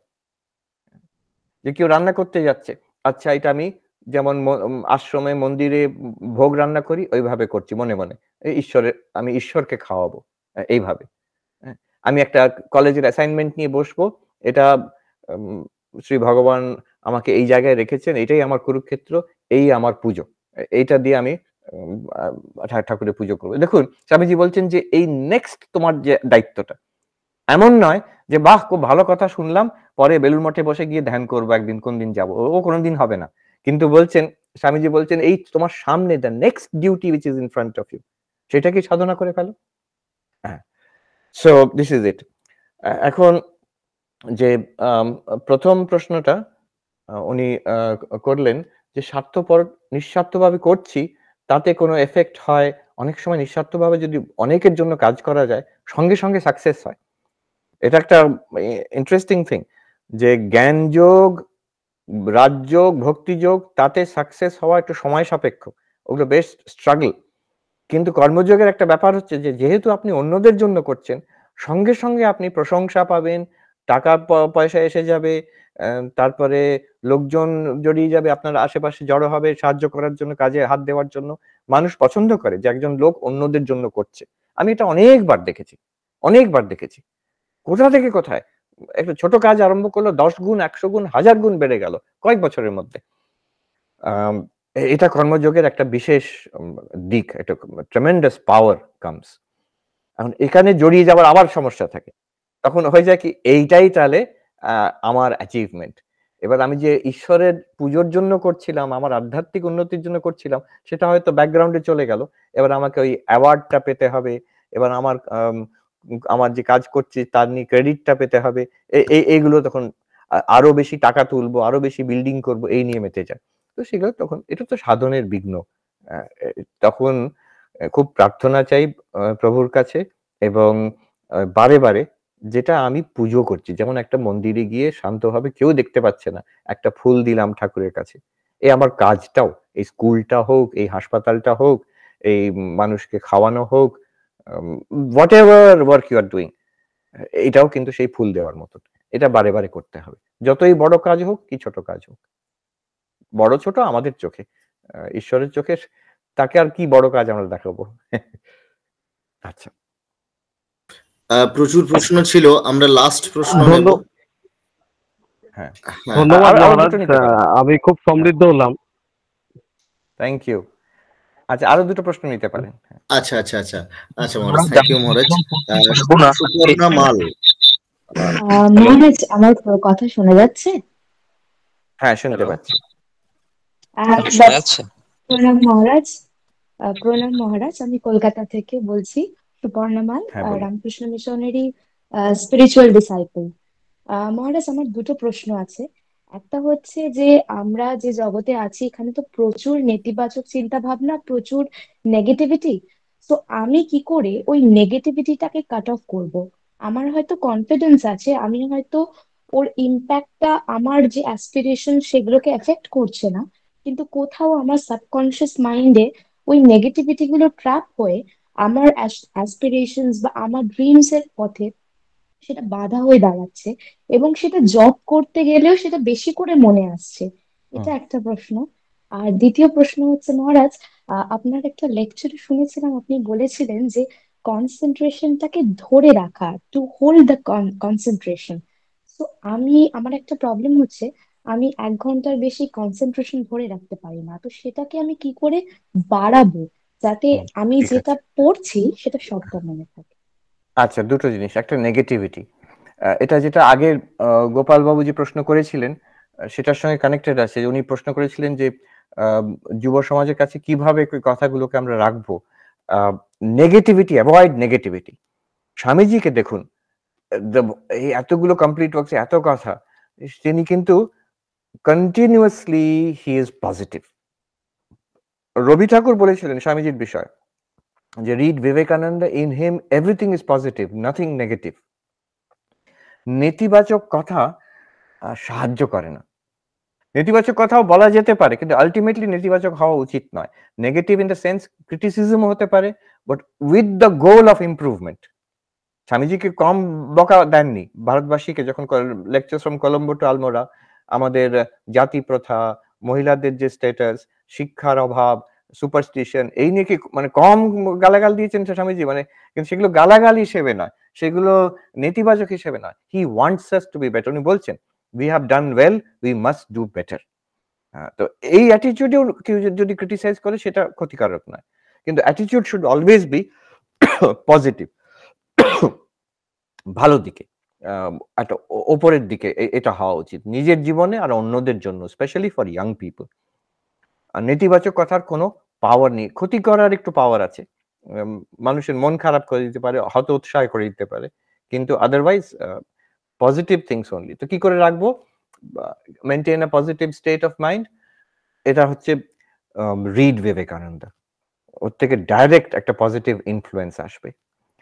আর এই যে হতাশ হয়ে যাওয়া, মাঝে মাঝে নেগেটিভ হয়ে যাওয়া, এটার একটা উপায় হচ্ছে, জবের কথা আপনি বললেন, মাঝে মাঝে জব, হ্যাঁ, জব ধ্যান যখন করি, ও জব ধ্যান আছে, নেগেটিভ কথা মানে নেগেটিভ ভাব মনে আসা এটা স্বাভাবিক। এর জন্য ঠাকুর এক জায়গায় বলছেন যে মাঝে মাঝে নির্জনে বাস, ঈশ্বরের কাছে প্রার্থনা, নির্জনে বাস। এখন নির্জনে বাস না করে বেটার মাঝে মাঝে, আপনি কলকাতাতেই আছেন, মাঝে মাঝে মঠে, মায়ের বাড়িতে কোথাও চলে গেলেন, শান্তভাবে, মঠের মায়ের মন্দির আছে, উদ্বোধনের মায়ের বাড়িতে সেখানে মায়ের মন্দির আছে, সেখানে গিয়ে বসলেন, ঠাকুর মন্দিরে বসলেন, সারদা মঠ আছে, বিভিন্ন খুব পবিত্র সুন্দর স্থান আছে, মাঝে মাঝে চলে। এটা কেন বলছি, কালকে একটি ছেলে এসেছিল, সে খুব বড় চাকরি করে এখানে, মানে নিউ ইয়র্কে ওয়াল স্ট্রিটে খুব বড় কোম্পানিতে। তো ও বলে যে এই আমার কি শান্তি লাগে যে মাঝে মাঝে বেদান্ত সোসাইটিতে চলে আসি যখন সুযোগ পাই। উইকডে এখন কাজের মাঝখানে আমি জোর করে ব্রেক নিয়ে চলে এলাম। ঘন্টা ২ একটু ঘুরলাম, মহারাজের সঙ্গে গল্প করলাম, ফিরে চলে যাব। তো এই যে একটা জোর করে ব্রেক নেওয়া, যে ঠাকুরের মাঝে মাঝে নির্জনে বাস কিংবা সাধু সঙ্গ কিংবা এক আশ্রম বাস, কয়েক ঘন্টার জন্য গেলাম এলাম। কিছু না হলে সেটা যদি সম্ভব না হয়, ঠাকুরমা স্বামীজির ছবি রাখবেন, বই রাখবেন সামনে, immediately put the mind there. Yes. আর কনসেন্ট্রেশনের কথা যেটা বললেন, মোর দেন 1 আওয়ার ডোন্ট। যদি ৪৫ মিনিট একটানা কনসেন্ট্রেশন রাখতে পারেন within 1 hour, that's good enough. Then take a break. এটা লেটেস্ট পজিটিভ সাইকোলজি রিসার্চে বলছে যে এমনকি ২৫ মিনিট খুব intensive concentration, then take a break for 5 minutes. একটু কিছু করলেন, অন্যদিকে তাকালেন, ঘুরে এলেন, ইউ স্ট্রেচ আ লিটল, এক কাপ একটু জল খেয়ে এলেন কি কফি খেয়ে এলেন, কিছু একটা করলেন, আবার বসে গেলেন। সো যতক্ষণ, ইটস আপ টু ইউ, যতক্ষণ আপনার মনে হচ্ছে the quality of concentration is good, hold on to it, then take a break, then start again. Thank you so much Maharaj. আমি আপনার খুব বড় ভক্ত। আমি আপনার প্রত্যেকটা লেকচার শুনি, আপনাকে দেখার ভীষণ ইচ্ছা। কখনো পায়ে হাত দিয়ে প্রণাম করতে পারিনি, এবারেও গেছিলাম, কিন্তু সেই সুযোগ আনফরচুনেটলি হয়নি। আশা করছি ভালো থাকবেন। ভবিষ্যতে। হ্যাঁ, ভালো থাকবেন। আমরা লাস্ট প্রশ্ন নেব। সায়ন উনি প্রশ্ন করতে চাইছেন।